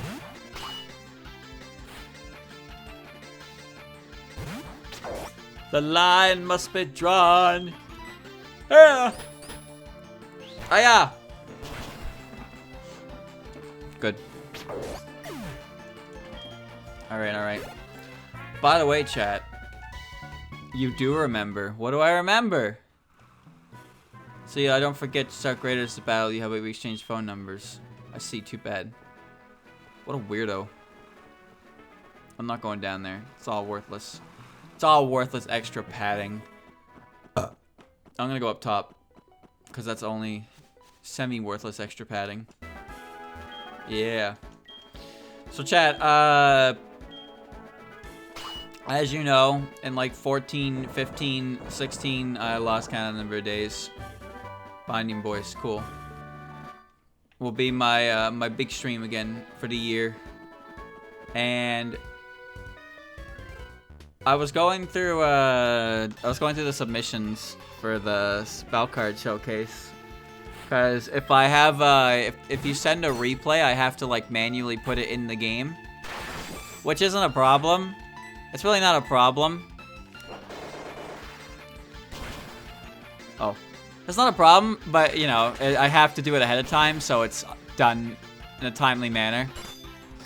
And while I was going through it last night to get all the replays, thankfully a lot of people gave videos. Because videos are so much easier to work with. They're so much easier to work with. I think I got maybe 10 or so replays. And if you're wondering, chat, we're at there's like 80 submissions. There is a lot. So there's a very real chance. There's a very real chance that it's gonna go over the 2-hour mark, which is fine. I'm prepared for that. But I wasn't expecting that many. That was a very large amount. Some of them are quick, some of them are like a minute long. But you know, I'm basically gonna keep it oh jeez. I'm gonna keep it as I'm not gonna rush any of them. But I'll keep it as, you know, keep it on track as much as possible. There's still a bit more time. But I'm just glad to have so many. Kaboom. You know what they say, better to have and not need than to need and not have, right? That's exactly how I feel about this. We got like 40 or something on the first day. And they've slowly been trickling in. We'll see how much we have by the end of it. Obviously, at some point, I'll have to, like, stop. But I now can confidently say I have more than enough for the stream. But any more I get is, like, just a bonus. This one's part Earth. I was really worried I wasn't going to get enough. But now I feel like I got more than I can handle. Which is, as I said, that's a better problem to have. That's a much better problem to have in this situation. I'll tell you, Chad, I'm looking forward to playing soccer again. Although I'm not playing it. I have not really experienced anything soccer related since last year. You know? It's always fun to see it come back. It's fun to see it come back and re-experience it all over again. When I booted it up to test it, and I got hit by the opening again, I was just like, damn, this is so good. Nice. So I'm almost done most of what I have to do for the stream. Not 100% done yet, though. There's still some things I'm waiting on. Yo. Steel, yeah. Wait. Yeah. A few more things I gotta do. But I'll do them when I get the chance to. In the meantime, though, I am just kind of waiting for things, which is not an enjoyable experience. with how little time is left. But it's alright. Once it's all done and I can set it up, we'll be good.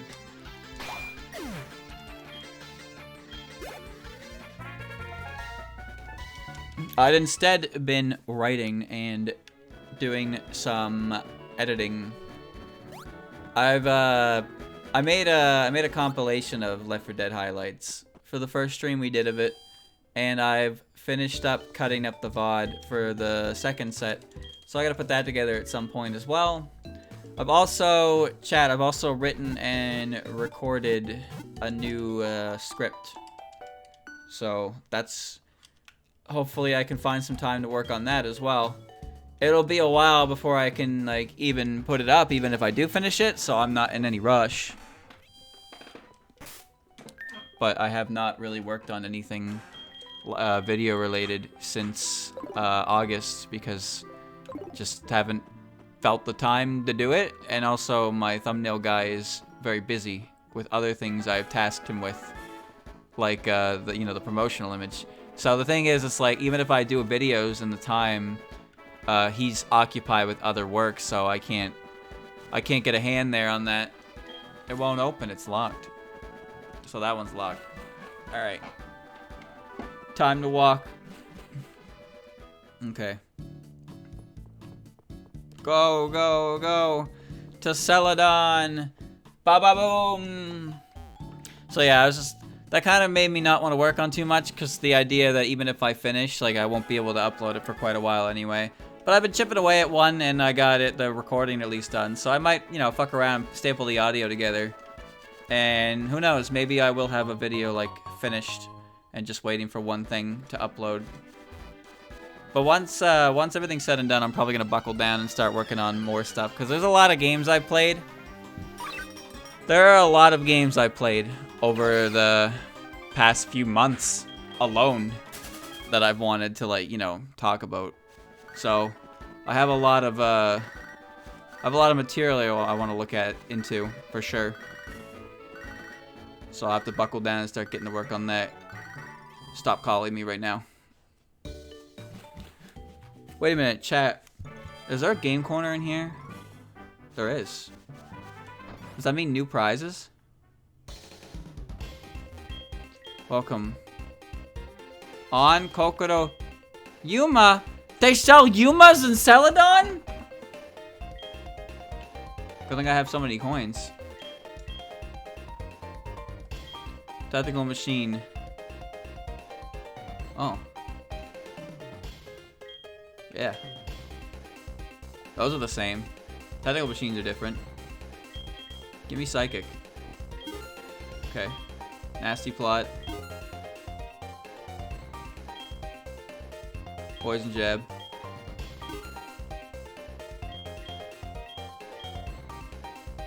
I almost have enough coins for everything. Wow. Nice. Look at that, chat. You can buy Yumas here if you spend the rest of your life in Voltorb Flip. Alright, well, I'm here in the department store.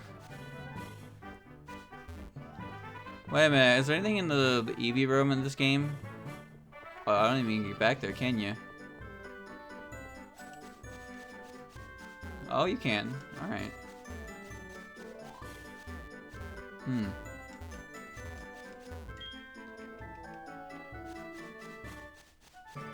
Huh. Headwind. Oh, I see. Alright. Whoosh! It got dark. 7 o'clock. Doesn't count as PM yet, though. What's next on the list? I got the card. I guess I can just go to Fuchsia through Cycling Road here. That'd be pretty good. Once every location is opened up, this is not how I remember this route looking at all. Star right there, you have to be on a bicycle. Okay. Alright, I'm on a bike.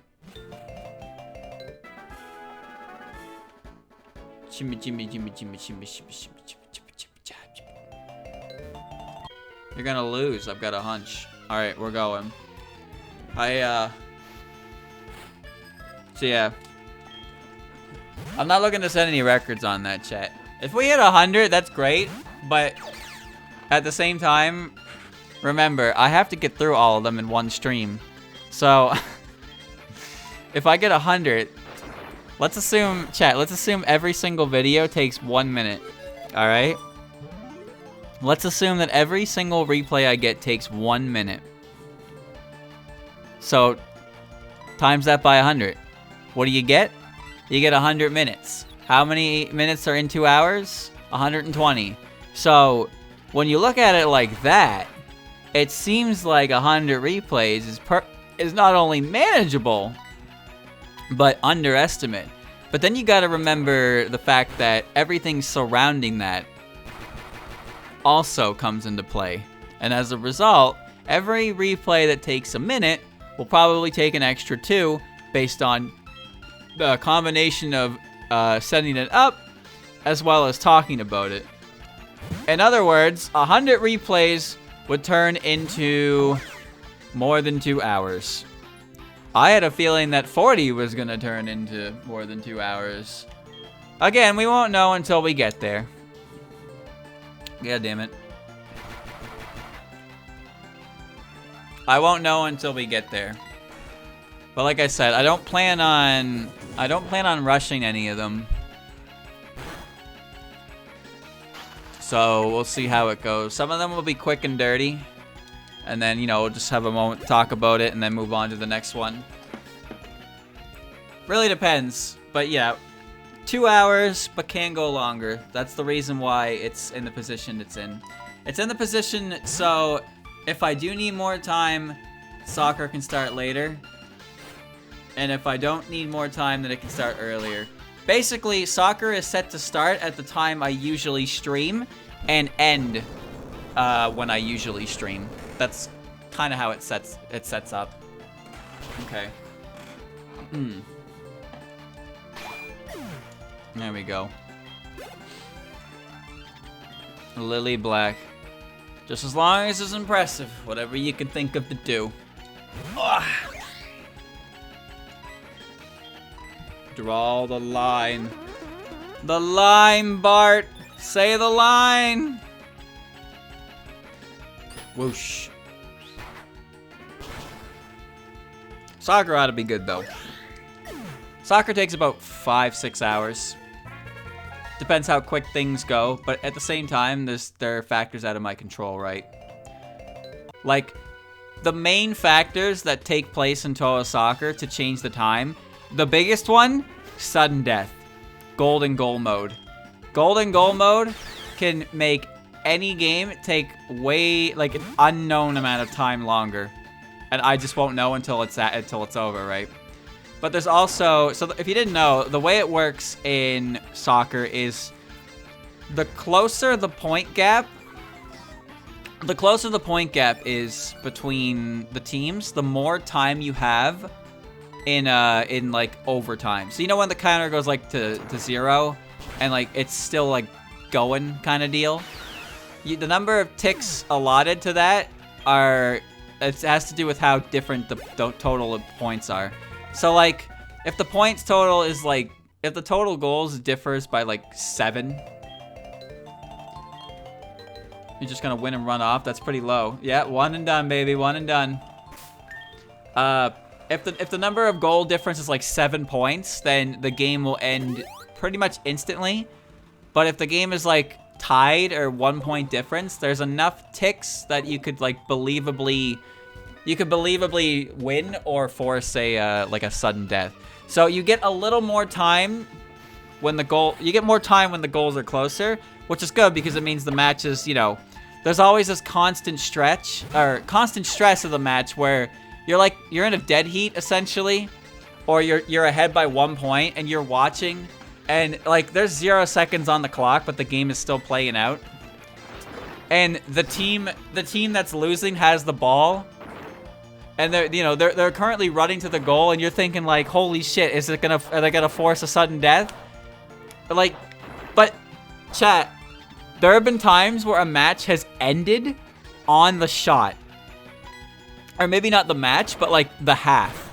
So like the shot moving takes time in game, and there are times where the referee will blow the whistle while the shot is making its way towards the goal.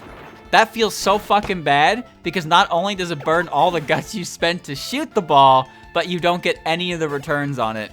And it's just like, oh nice, you just spent 300 guts to go to the second half. Granted, you'll probably get most of it back because, you know, you're going into halftime. But basically the point I'm trying to make is there is no real situation in the game where you're safe from the referee's whistle. At any moment, the half can just end and the game will come to a halt or finish. And it can happen at any point. Even when the literal game-winning goal is coming, the ref can just blow the whistle and you can just do that. And you can't do anything about that.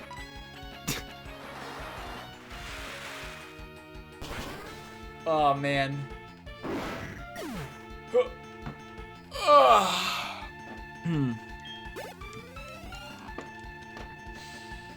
I don't think a soccer match can go on forever. Demailing.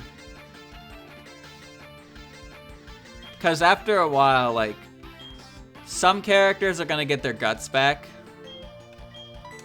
Some characters are going to get their guts back. And goalies can't keep their special shots, like, going forever. So, eventually a situation will occur. And a goalie will slip up. I think the longest match we ever had went to golden goal.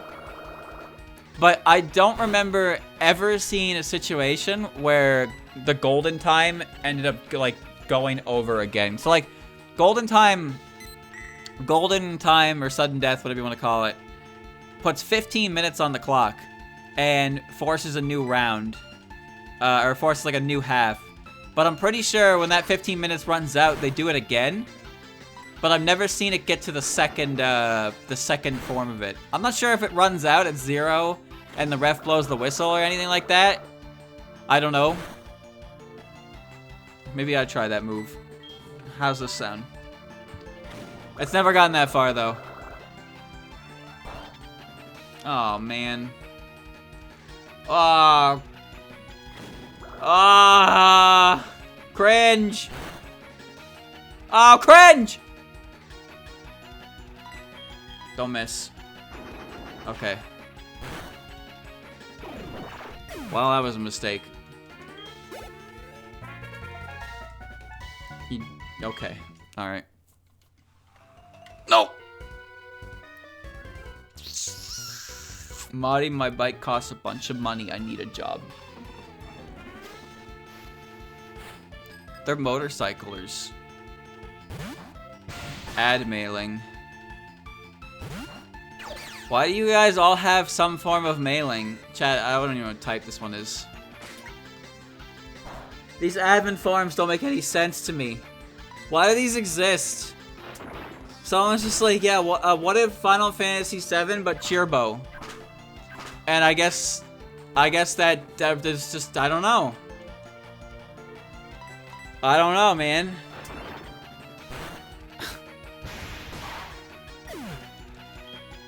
Well, at least now everyone's level 50.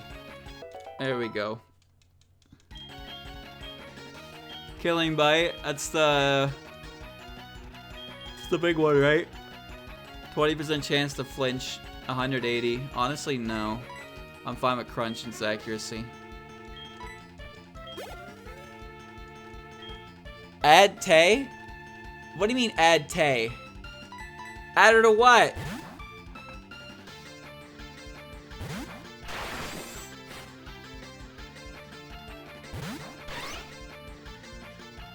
What? Why does she have a doctor's coat? What? What's happening? Hey, look at that. Yuma can make those juicy 101 HP subs.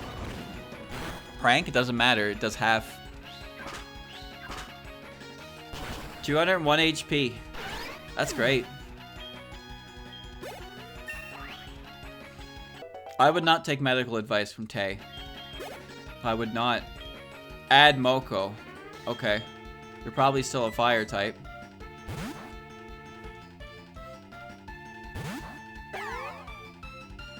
Just random bikers just packing.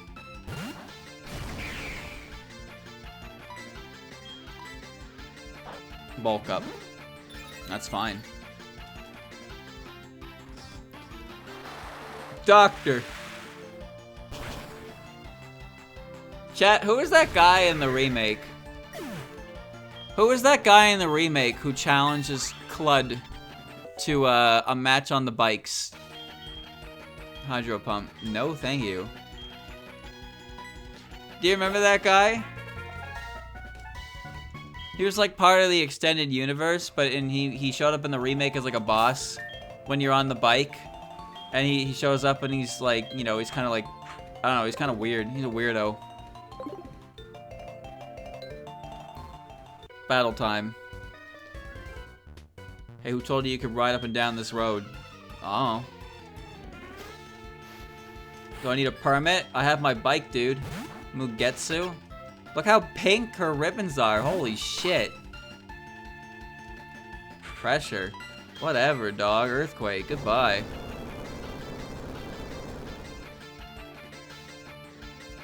Speaking of Final Fantasy VII, chat. What happened to the Battle Royale game? Do you remember that one? What was it called? What the hell was that called?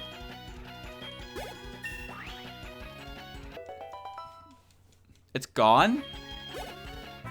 What happened to it? The only thing I remember about that was they showed it off. No way. No, I made a mistake. It shut down last week? What? No, surely not, right? I mean, it was Battle Royale on mobile with Final Fantasy VII characters, such as, you know, yeah. You know, yeah.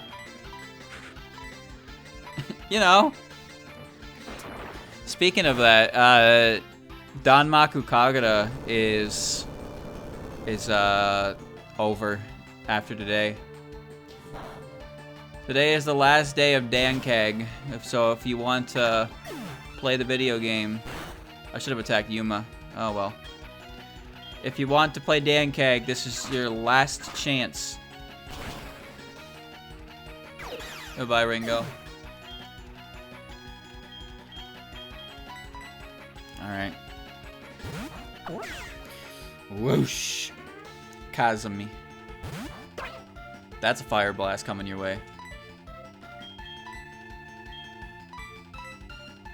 Fire! Nice.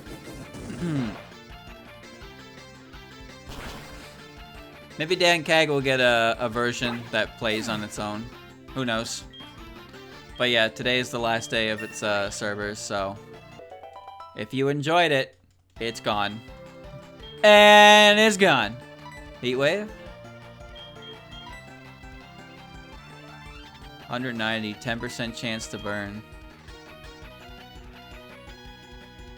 Listen, Heatwave's gonna miss just as much as Fire Blast is anyway, so why even bother?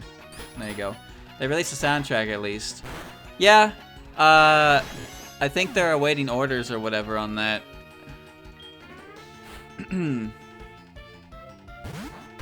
Saki. That's drawn line. Maeda, that's Fire Blast. Easy clap.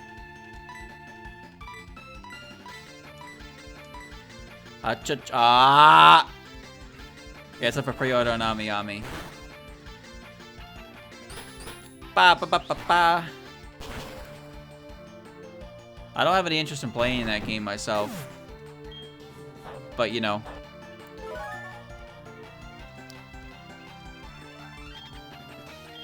It is what it is. It'll join the ranks of defunct gacha games with its brethren. Its brethren, Touhoumon Cannonball.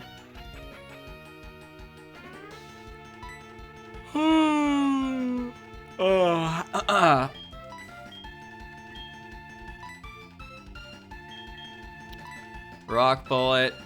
Don't miss your fire blast again, please. That probably won't kill, but I don't want to hit clan with earthquake. Speaking of gacha games, chat, you know, I don't really want to get on this topic, but I saw that the gacha game that Yoko Taro made, Sinnoh Alice or whatever, I saw something floating around the internet about that when you beat the final mission of that game, it just deletes your account. Which, first of all, what? Second of all, okay. That's kind of fucking funny to me. Oh, I can't really hit this thing with Clown at all. I think that's funny. The idea that when you complete a gacha game, because apparently you can complete a gacha game, then your account is just forfeit. You'll get no refunds. Sorry.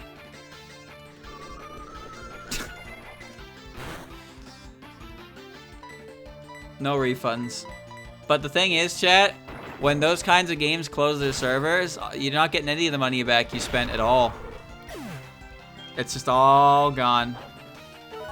You paid for it. It disappeared. Bye-bye. Padoodoo. I need to get the fuck out of here.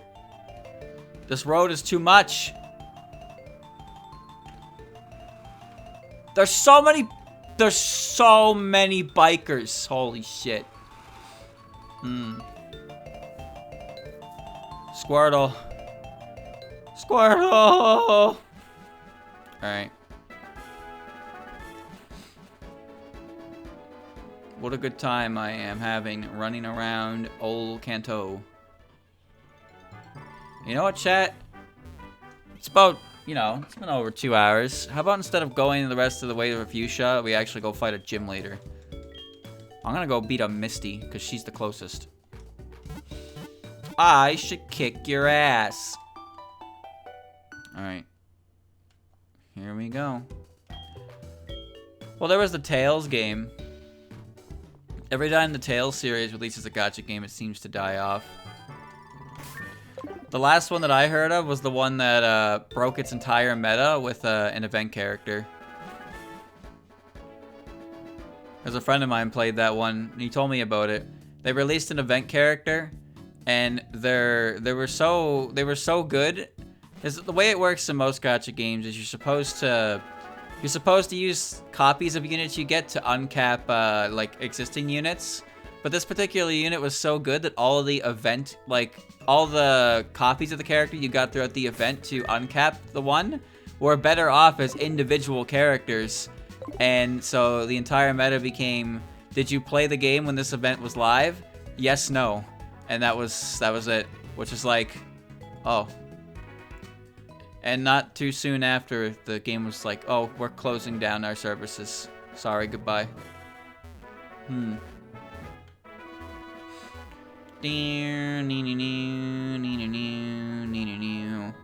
it's because people don't actually play gacha, is the thing.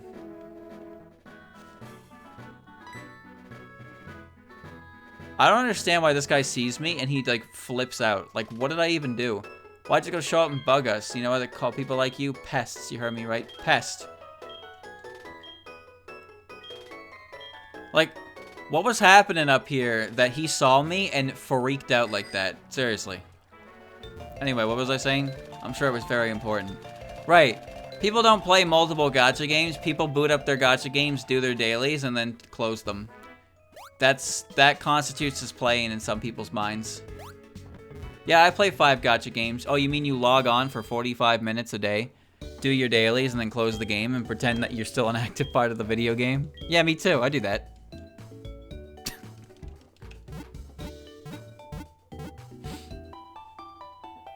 Coming through.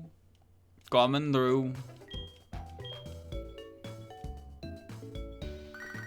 No one would run away from me. There's no point. Alright. Wait, how do I fight water types? Shit, dog. How do I fight water types with this loadout? My team sucks against water types! I am...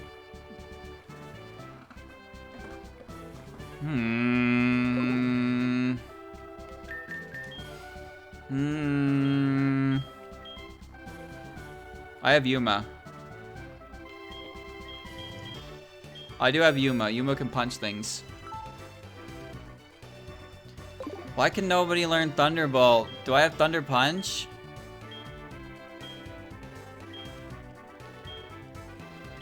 Oh, whatever. Oh. Alright, Yuma. You're gonna punch things, I guess. This is gonna be the hard gym. Alright.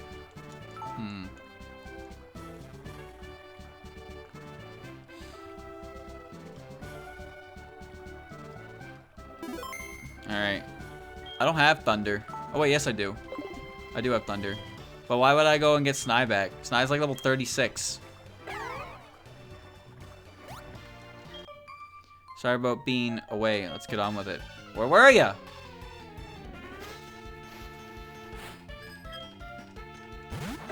Defense Wagasaki.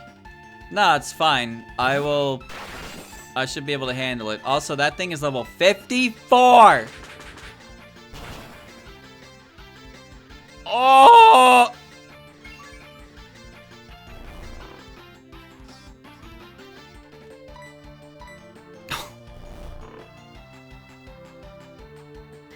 Recover, huh? Wait, you learned Lovely Kiss? Wait a minute. I didn't learn Lovely Kiss. I learned Sing.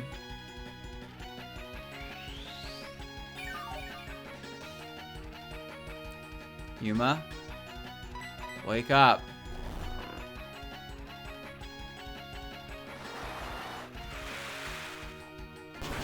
Yuma? Wake up.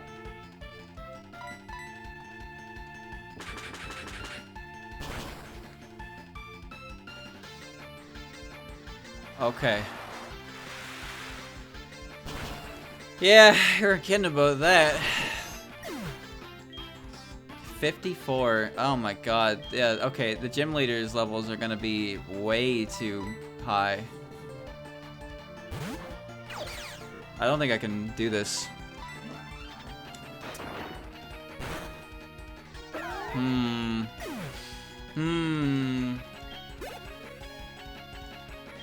A star. Now this is where water comes in handy. But I guess steel will work. Sorry, that's where Yuma's poison jab would have came in handy. If the trainer's Pokemon are this high, then the gym leader's gonna have... Oh god. Jesus Christ.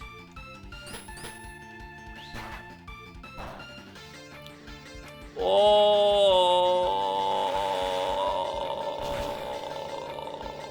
Yeah. Yeah. My ace in the hole doesn't work either.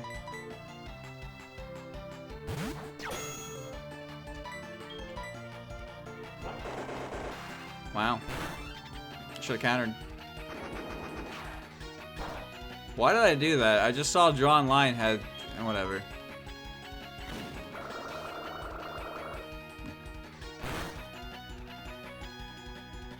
Alright.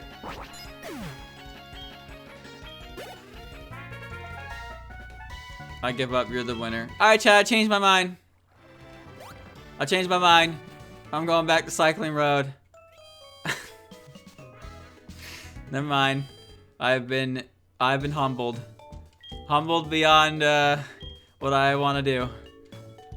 If I walk up to Misty, Misty's first Pokemon is gonna be like fucking level 60, and I'm just not. I don't have the puppets to fight that like water types at all. So if I'm gonna win that gym, it needs to be, you know, we're gonna need to be on equal terms. Considering half my team dies to one surf, and the most effective member I have on the team for dealing with water types is also weak to them. It's not good. Nyong. Nyong. Holy shit though, man. 54 and 55 from the first trainer? Like, the stuff I was fighting on Cycling Road was like mid-40s at best. You really want me to do everything in Kanto and then go to the gym leaders, huh? Alright. Shush. I'll just go do that. Take my bike, and I will be back on the road, and I will fight more delinquents. Because there's like so many of them. I wasn't counting, but there was a lot. Alright, here we go. Let the bike take you where it wants to go. Yes. Vroom vroom, buddy, buddy, buddy, buddy, buddy, buddy, buddy, buddy.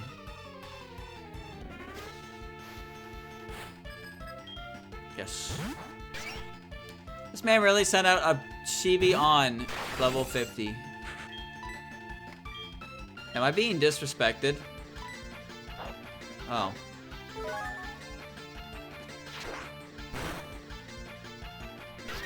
Red's levels are kind of probably be like higher than I can manage. I'd assume so anyway. See Ellen. I see him. Level 50. Look at this guy. Look at this absolute champion. She lived. Aurora Beam. Alright. Sure. Chop. By the way, Chot. Some of you know I've been watching Kinikuman. Because Juno's does not want to be friends with bikers. I've been watching Kinikuman because I was reading Touhoumon Tag Dream some time ago. And I got really into it, and I decided I wanted to check out the source material. So after watching, I'm still watching it, by the way. I think I just finished the next arc. I'm pretty sure I just finished the next arc. I'm on episode 49. And it wasn't until episode 41 where Kinikuman used one of his patented techniques, one of his patented finisher moves, the Kiniku Buster. Attack Eden. Should be weak to dark, right? Shouldn't get in there. But he did it to a giant bear. Anyway, the Kiniku Buster, I'm pretty sure it was Kane. Kane used it on Kaguya. It's pretty good. So yeah, Touhoumon Tag Dream is basically tag team wrestling inspired by Kinikuman. And there's a lot of references to Kinikuman in it. Because something Kaguya did in the series before the tournament started was binge the entire series. So her and Kaguya are like spouting references and I don't understand any of them. But the thing is, Sekibanki. The thing is, chat, the weird thing to me anyway, like Kinikuman, I'm almost 50 episodes in, but like the main inspiration for this for Tag Dream is tag wrestling. I haven't reached that part yet because I've seen Kane and Moko used a signature move, the Longhorn Train, which I believe was Buffalo Man and Ramen Man's like signature technique in their tag duel and their tag matches. But I haven't reached the tag matches. I don't even know who Buffalo Man is yet. I have yet to see Buffalo Man or any of the tag like team stuff. But the reason I kind of like I stopped after the first matches is because there really is a lot of references to Kinikuman, and I wanted to catch up on it. But the thing about Kinikuman is Kinikuman takes fucking forever to get to the wrestling. Like I'm 90% sure that Kinikuman was kind of like Yu Yu Hakusho, where it was trying to do something, it wasn't working, and so in a last ditch effort sort of deal, they like changed the flow of the flow or the whole whatever, and it turned into a shonen, and then it would it became a hit, and they stuck with it. But the thing is, like, Yu Yu Hakusho is a really fucking good series, right? So that's great. So here's what Kinikuman is. Kinikuman is like, it's supposed to be a superhero parody. And I'll be honest with you, chat, I'm not laughing, like, ever. It's really not that funny to me, like, at all. Like, I'm not laughing. But I was watching it because I was told there would be manly macho wrestling, and that's what I wanted to see. And so every single time anything related to wrestling showed up, I was like, is this it? Is this when it gets good? And I'm on episode 49. All right? That's 20 minutes per episode. 20 minutes per episode. And I finally got to the good stuff. So the wrestling, like, sort of shows up, but it's really goofy and still silly. But then, like, here's how it works, chat. First, it's just a bunch of episodic whatever. Kinikuman is a fucking idiot. I hate that guy. And then it gets to the Olympics. The Chojin Olympics. Which, by the way, people just fucking die. Because, you know, why not? Why not? Why not? Everybody should just, you know, let's get an Olympic event together featuring representatives of all across the world that are known as heroes and have them compete for glory. And then you got Ramen Man. So Ramen Man has a fight with Brocken Man, who, by the way, you know, that's, oh boy. But so Ramen Man literally breaks Brocken Man's spine with a camel clutch, right? He breaks his back, folds him backwards, and then turns him into noodles and cooks him up and turns him into ramen. Ringo, oh, you have some kind of, okay. He turns him into ramen noodles, and people in the audience eat him, and he is dead. He is straight up dead. Everybody acknowledges that he is dead and that Ramen Man killed him in the ring of this superhero event. But by the way, Ramen Man, great character. Love that guy. I fucking love Ramen Man. He's so cool. He's so cool. But he killed a guy. he killed a guy, okay? He straight up killed a guy. So anyway, it gets really manly, right? So you got like these are kind of like the recurring characters. You got Terry Man. He's from Texas. He's blonde. He's got a cowboy hat. He uses a lasso and he's got a 6-shooter. So, you know, very American man. And then you have Robin Mask, who is super cool. Robin Mask is so cool. Although he's doing things right now. Robin Mask's character is like he keeps showing up and doing things. I think he's pretty cool though. Anyway, back to the point. So, Ramen Man has to fight Kinikuman in the semifinals, and this is really stupid. Okay, so Kinikuman's ability is he likes gyudon, and he has this really annoying fucking dance about it. I hate every time I see it. I really, really do. I fucking despise it. Anyway, so apparently he gets his power from eating garlic or whatever. So he fights Ramen Man. By the way, this isn't like the good action. This is like the stupid action. But he fights Ramen Man. Ramen Man breaks his back, folds him into noodles, and he puts on his secret spice. He covers Kinikuman in his secret spice, which happens to be garlic. And so the garlic seeps into Kinikuman's now like fucking noodly body, and then he returns to being Kinikuman, and he's like, haha, you shouldn't have put garlic in me. And it's like, bro, your fucking back was broke. What? So yeah, no, just a little confusing. Just a little silly. So anyway, so Kinikuman, through all bullshit, whining, and antics, always manages to get his way into the next match. And it's kind of annoying to watch him win because he never really feels like he earns it most of the time. But anyway, the reason I started liking Ramen Man, so Ramen Man and Terry Man had to then play for, they fought for 3rd place, right? And Ramen Man was like, he was pretty, like, basically Ramen Mask Kinikuman was in the finals, and like even though Kinikuman won, he didn't want to, you know, he was basically being really lazy celebrating so much, not like actually training or anything for his match for the finals. And so in the 3rd place match when he's fighting Terry Man, it's like Ramen Man, you're kind of being a fucker right now. But then he gets up and he announces to the crowd that he's so upset. He's upset because he gave absolutely everything he had in his fight against Kinikuman, and he still lost.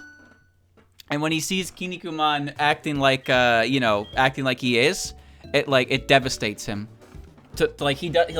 He doesn't want he wants Kinikuman to go into the ring and fight Ramen Mask with everything that he is. Because if he doesn't, then Ramen Man won't be able to, he wants to be able to accept that he lost to Kinikuman at his full strength. And that very touching moment actually has an effect. It actually has an effect on Kinikuman, and it's like, oh shit, are we getting serious? And, well, not really. Anyway, Ramen Mask is kind of an asshole. He broke somebody's spine. He also stabbed Kinikuman in the back with his helmet. What a fucker, right? But he's cool. Okay, but point is, I thought that was the moment where everything was gonna be good, and then it wasn't. It was fine. It was okay, but when the fight ended, it began the next arc where he flew around the world for a couple episodes, fighting different people. He was fighting a super secret organization or whatever, and then Ramen Mask shows back up and has a fight with him, and that fight's pretty good. But then that ends again. So basically, Kinikuman gets his belt. He has to tour around the world to defend his belt, title defense. And then he has to do a fight, a final match at the end of this arc with Ramen Mask. And Ramen Mask, quote unquote, kicks the bucket. He falls into a 16,000 Amazon ravine, even though they can fly. Don't worry. In previous episodes, Ramen Mask literally flew to the moon, picked up a rabbit, and came back. But he fell down a 1,600 foot drop, and he just didn't fly. Because you can only fly when the plot allows you to fly, I guess. Whatever. Point is, he ends up giving up his belt. And so they host another Olympics, which is the arc that I was just on. That was the arc that I was just on. And once again, a lot of stupid preliminary matches. Here's the fucking best part about it. Okay, so chat. There's 5 candidates that they have the highlights for. Basically, these are the 5 characters who are going to be important in the main arc, right? So we got Ramen Man shows up again, so he's back. Terry Man's back as well. So those are big ones. We got a new hero, Rikishi Man from Japan. He's a sumo wrestler, so he's a new one. Then you got Wars Man. He's really cool. And then, I shit you not, they got Urinal Man. This motherfucker is a walking, talking urinal. His special move is he flushes you into him. He flushes you down his drain. That's a special move. And fighters who are subjected to the urinal flush are never seen from again. Why did I switch into Ringo against this thing? What am I doing?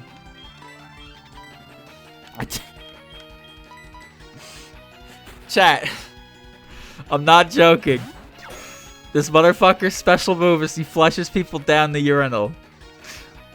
And he's about to flush Kinikuman down, right? And so Kinikuman's like, wait a minute, I have a question. What happens to all the Chojin? Because that's what he calls the heroes. What happens to all the people you flush down your urinal? And Urinal Man's like, well, fuck, I don't know. And then Kinikuman's like, yeah, well, if the creator of this series doesn't have an answer, what makes you think you were going to have one? And I was like, that's pretty funny. You got me with that. That's Urinal Man, dude. Urinal Man. Tori. Urinal Man. Do you know how Kinikuman defeats him? Kinikuman gets flushed into him, and then he plugs up the drain with his briefs.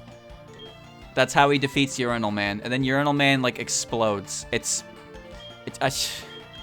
I can't make this shit up if I tried, dude.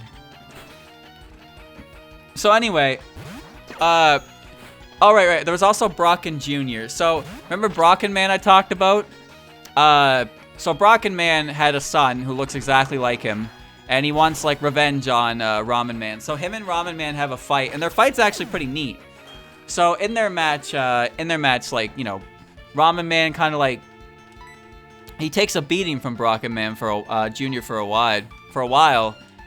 But then, like, to, like, atone... Essentially, like, atone for the sin of taking Brocken Jr.'s, his father's life. But then after getting his ass beat a little bit in a concrete ring, which, by the way, that's fucking rough, he gets up, they fight on equal terms, and Brocken Jr. ends up, you know, Ramen Man ends up winning the respect of Brocken Jr. It's a very manly show, chat. It's very manly. There's a lot of manly moments in it. So he wins his respect, and he grows as a person, which is great. And then Ramen Man has to fight Wars Man, and dude, Wars Man is crazy. That was a good fight too. That was actually a good fight. They did a cage coffin match, where in order to win, you had to throw your opponent, dead or alive, into a coffin. You know, this Olympic sport in this universe is broadcasted to the entire world. Everybody in the world and beyond fucking planet Earth is watching this. These are heroes, by the way. These are all heroes. These guys are supposed to be heroes, and here we are. Here we have them in a fucking death match in a professional ring. So anyway, Ramen Man has to fight Wars Man, and as I'm sure you could expect, Wars Man, he's the big bad of the series. He fights him. He's got a Wolverine claw on one hand, and it's like lethal. It's very dangerous. I would not advise messing around with that. Anyway, Ramen Man gets pierced in the head. Like he gets brain swizzled. Really fucks him up, like hard. And so Kinikuman's like really afraid to fight Wars Man because he doesn't want to get mincemeated by the claw. But then once again, like, he visits Ramen Man. And then Brocken Jr.'s like, Kinikuman, do you have any idea why Ramen Man fought for so long in a match that he knew he couldn't win? It was so you could learn everything Wars Man was doing, so you could learn his techniques, and then you can rise above him. That's why Ramen Man pushed himself so hard. And then Kinikuman's like, oh shit, I'm having a character moment again. And then, you know, he gets into it. And this is where the first real, actual, like, great fight happened. Chat, this fight took 6 episodes to go through. Okay, straight up, Ramen Man might be, like, my favorite character. I love that guy. Ramen Man's a great character. I really, really enjoy him. So, Kinikuman goes off to train with Terry Man and Brocken Jr. He learns his new special move, the Kiniku Buster, which is, like, that's one of his signature moves. He finally uses it, and it looks great. It's like, he brings them over... How do I even explain this? Like, the Kiniku Buster. It's like he grabs them by their inner thighs upside down with their neck on his shoulder, and he drops them. So it puts pressure on, and he pulls them. So it puts pressure on the thighs, the back, and the neck all at once. And it's like his finishing move. It's really cool. Cheerbo. Yeah, I'll just punch it. Blah, blah, blah, blah. Okay. What was I saying? So anyway, yeah, he does all the training, and then the fight between Kinikuman and Wars Man on episode 42. That shit goes on for 6 episodes. 6 episodes of that fight, and it's pretty good.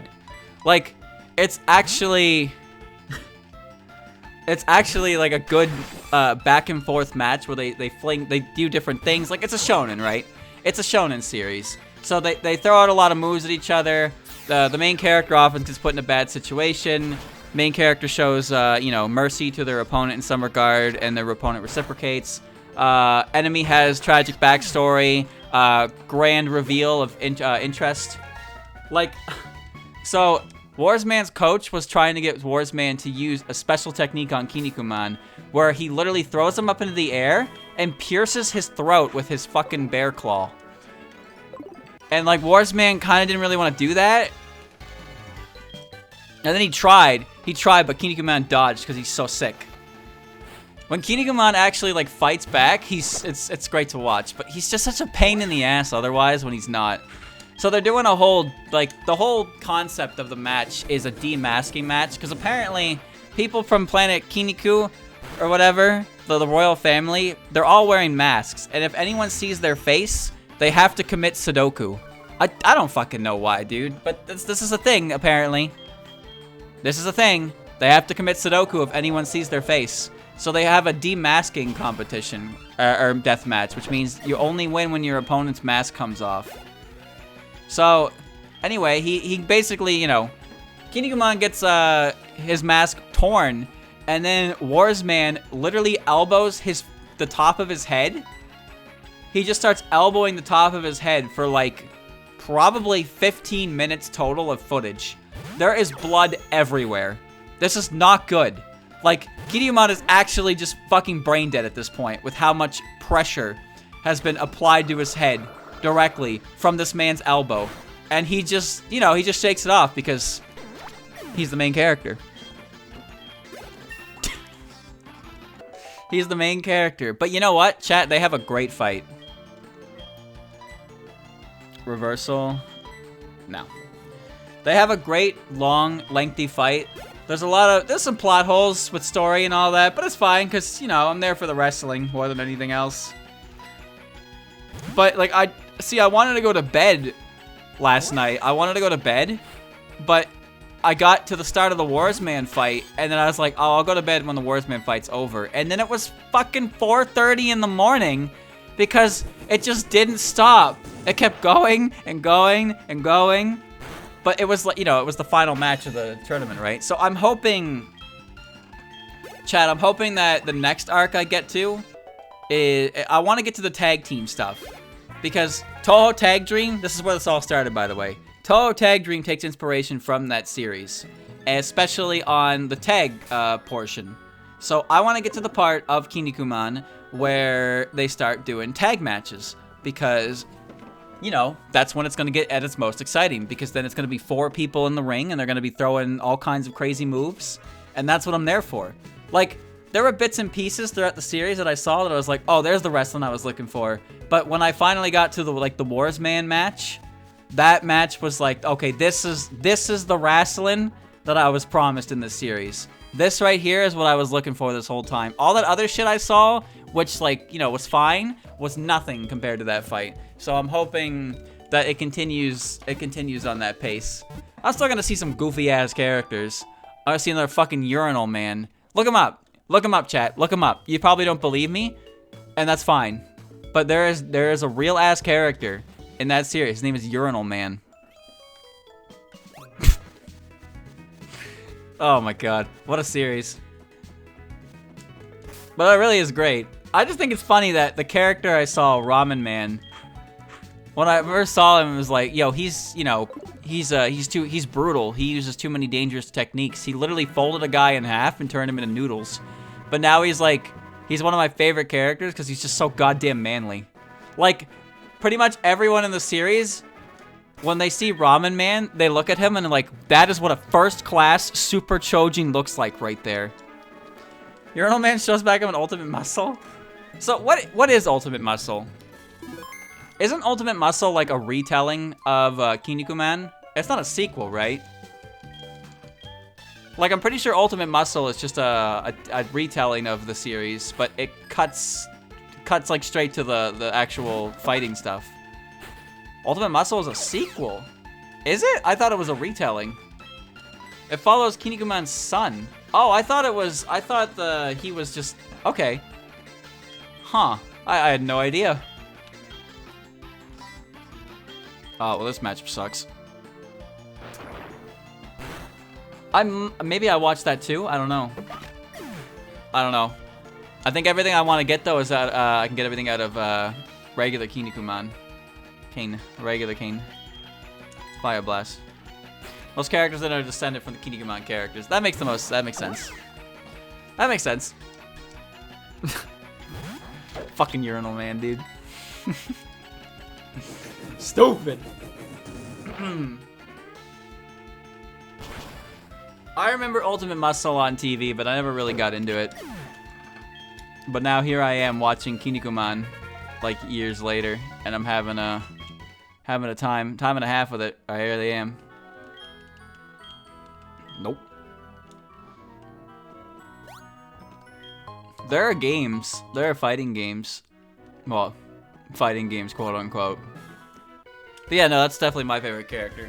I like a lot of the recurring characters, but there are, as I said, there are some that I know by name, but that have not shown up yet. And one of them is like Buffalo Man, who actually, I think Buffalo Man did show up before in an earlier story, but like he didn't really do anything, but he was there. Cause chat, here's the thing. These are characters that represent different places in the world, and the quote-unquote best way to represent different countries is often rooted in stereotypes. And in the 1970s, which was 50 years ago, you know, things were a little more lax. Oh man. Things were a little more lax back then. Especially with Brocken. Let me just say that. Brocken man threw me off so hard. I couldn't help but laugh at the absolute nonsensical like nature of it. But there's a lot of stereotypes and stuff like that. That's just part of the era. It's just the era. Oh. Yeah, Ultimate Muscle came out when that was definitely not gonna fly, so they had to change that. But like the thing is, there's like not like, it's so weird because his character is completely fine. His character is completely fine, but then he's just wearing a fucking red t-shirt with a swastika on it. Like, what? Oh, belly drum. No, I'm good. Like, Brocken Jr. is just chilling. He's a great character. He grows as a character, but he's just wearing a fucking t-shirt with that on it, and it's just like, I'm just supposed to look at that and be like, oh yeah, that's Germany for you. Like, what? That is the worst thing you could possibly relate to that. That's so bad. But there it is. There it is. It's not like he's the only one like that. But goddamn, man. It's just, oh, different time. A different time it was 50 years ago. I don't even know what I'm switching into anymore. I'm just going for EXP. Kaboom. Nice. You see, Kinikuman is like some alien with a disgusting face. Looks like a pig. But he's also really buff for some reason. I wish he would stop doing that stupid dance. That's all I want. If every now and again, I get a few episodes in and I don't see that stupid dance and I think, oh, we're finally done with that, and then he does it and I'm like, fuck off. I hate it. Kinikuman's entire face is a mask. Yes, we don't actually know what he looks like. But his mask, emotes, right? That's the weird part about it. His mask emotes. He's got black hair. That's all I really know about him. I've seen what his jawline looks like. He's got a handsome chin. But yeah, he does wear a very stupid looking mask, and it's just part of the tradition. Oh, wrong button. Earthquake. It's a good chin. It's a good jawline. Yes. Kind of figured you'd be a fire.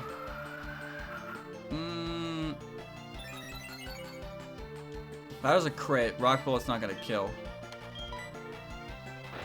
That's fine. That's fine. Acha.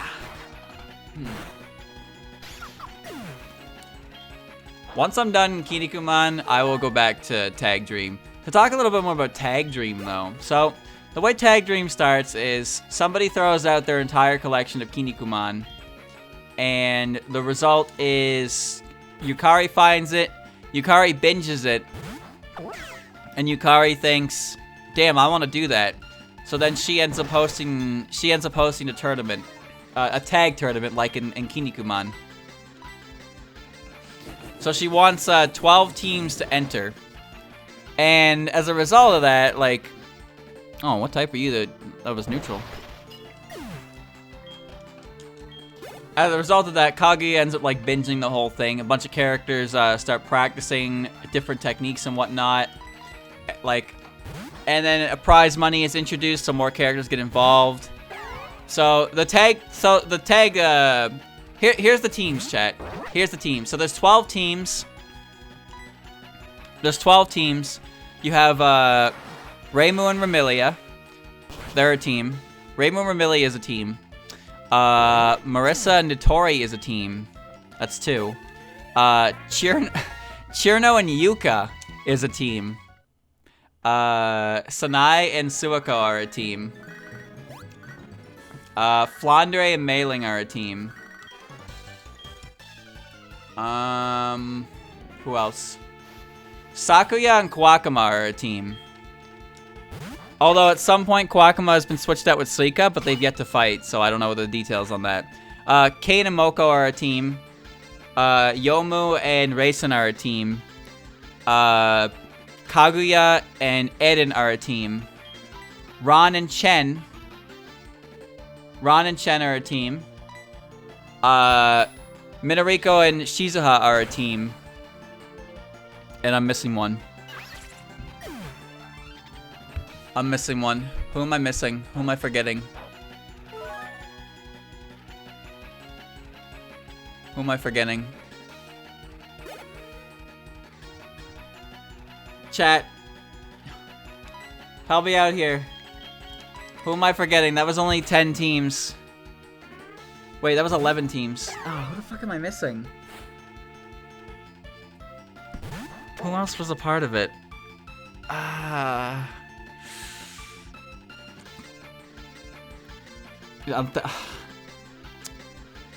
on.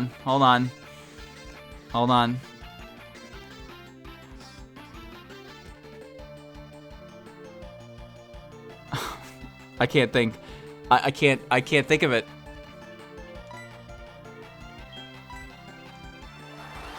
No, I know the Aki sisters got removed in the beginning, but I'm still counting them because the team they were part of the original 12 teams. Because what happens is when the thing starts, Utsuro shows up and fucking atomic bombs the entire stadium and takes over, like, because they want to enter the tournament, but all the spots were filled. So they basically, like, apparently this happens in Kinikuman too, where all the spots are filled, but a team shows up and literally kills another team and takes their place, and everyone's just okay with that. So Oku fires off a big boom. Minariko and Shizuha can't take it, and as a result, their team is subbed in for the Hell team, which is Orin and Yugi. So that's 11, but I'm still forgetting one. No, Oku didn't replace them. Oku thought she was gonna replace them, and she got put in timeout. I've only gotten through the first 4 matches, so no spoilers. Don't tell me any spoilers. I've always seen a few things. That's what after the 4th match, I started watching Kinikuman to get the references and stuff. All right, let me try that again. Who was it? Who am I forgetting? Reimu and Remilia, Marissa and Notori, Mailing and Flandre, Sakuya and Kawakuma, Chirno and Yuka, Kane and Moko, Minariko and Shizuha, Eden and Kaguya, Sanai and Suako. Oh, I forgot it again.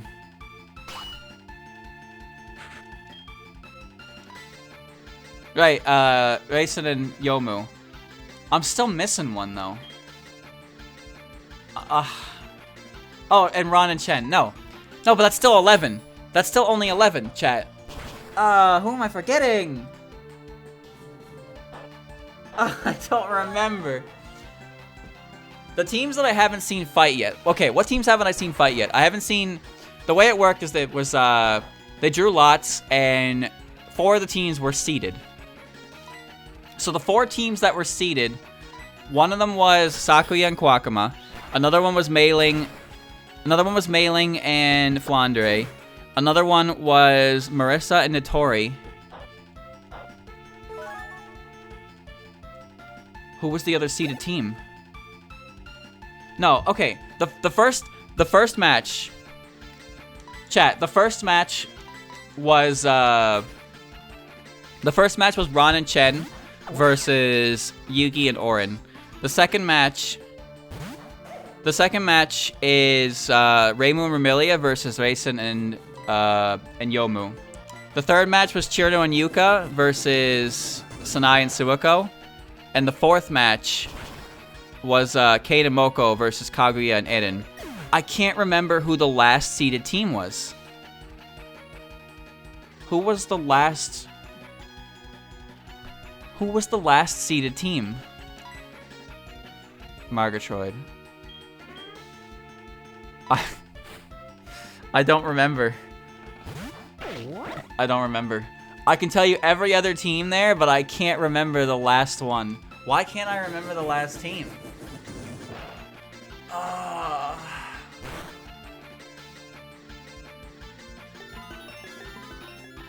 No, it wasn't Alice and Patchy, because they're Marissa's second. No one on the mountain. Momiji and Akio are commentators. And I is the referee. Eiki and Komachi. Yes. Yes. Yes, that's what it was. You're right. It was those two. I've completely forgot about those two. Because Eiki's a super fan of Kinikuman as well. It's great. Okay. Alright, I remembered. Holy shit, die.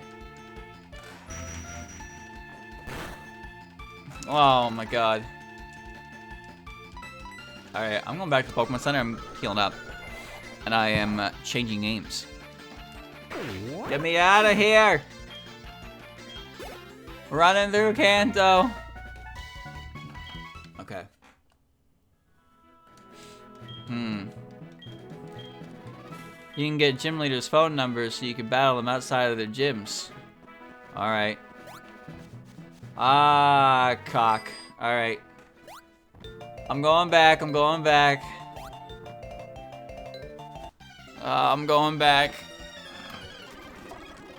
Kogasa.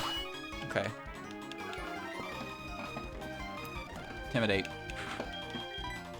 Let's not get into a battle with that lady.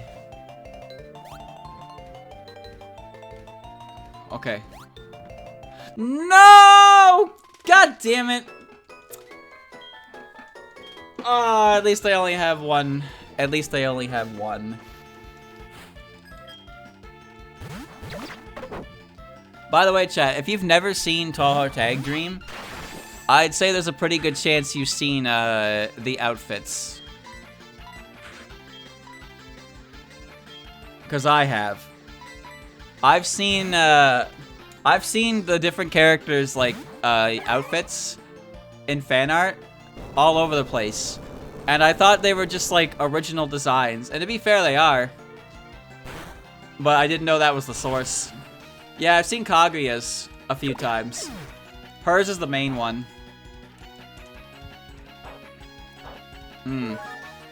Flans is very popular for reasons. Yes, I know. Her and Remilia's. They are dangerous. Yuka's outfit. Yuka's outfit is literally just a white swimsuit. But by the end of her match, that shit is fucking red. It's just completely full of her opponent's blood. Ridiculous.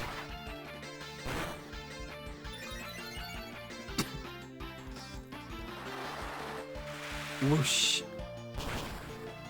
The sun's up, so it's okay. Well, no. Oh, man.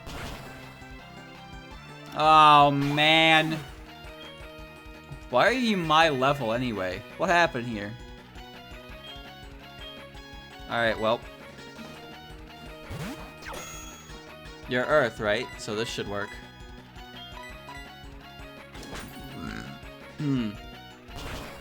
Some of the outfits are more basic than others, but yeah.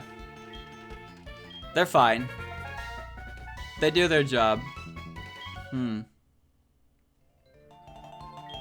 How about we exchange phone numbers? No. Oh, but, oh well. PP up. Yep. So many chapters, so much to read. But yeah, I mentioned before, like, I just kind of read it because I thought it'd be funny. And I was having a good time, but then the matches, like, had some, like, legit drama in them. And they caught my attention and I couldn't stop reading. And that's, I mean, if it didn't affect me that much, I wouldn't be reading the source material, right? But now here I am watching Kinikuman. So, well, I'm gonna learn everything I can about this series. And then I'm gonna go back to Tag Dream, and then when I see references, I'm gonna be like, yo. Alright. 3 hours of progress. And by progress, I mean running around Kanto, beating up puppets. Yes. God damn, man. I'm gonna have to go through the entirety of Kanto to get levels that match the gym leaders. Hopefully all the gym leaders are around that level though, so, you know, it'll get easier as I go. Maybe I save Misty for last because I can't, the chances of beating her are quite low. God damn. All right, chat. There you go. I ran around Kanto. That was fun. Wouldn't you agree? Did I, for thumbnail, did I find anything interesting even in the slightest? I don't think I did. Well, shit, I don't know.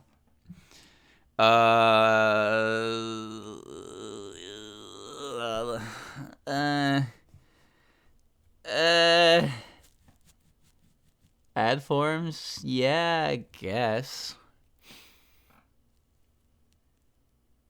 Let's go with the attack Lily White and Ad Tay. Why not? That'll be good. That'll be fine. We'll do that. Otherwise, it was just a bunch of trainers, no real important matches, right? But yeah, next time I play chat, I'm gonna have to go the rest of the fuchsia route, and then I'll be able to loop back to Vermilion, and then I'll be able to go to, you know, those locations and get to Brock and whatnot. See what happens from there.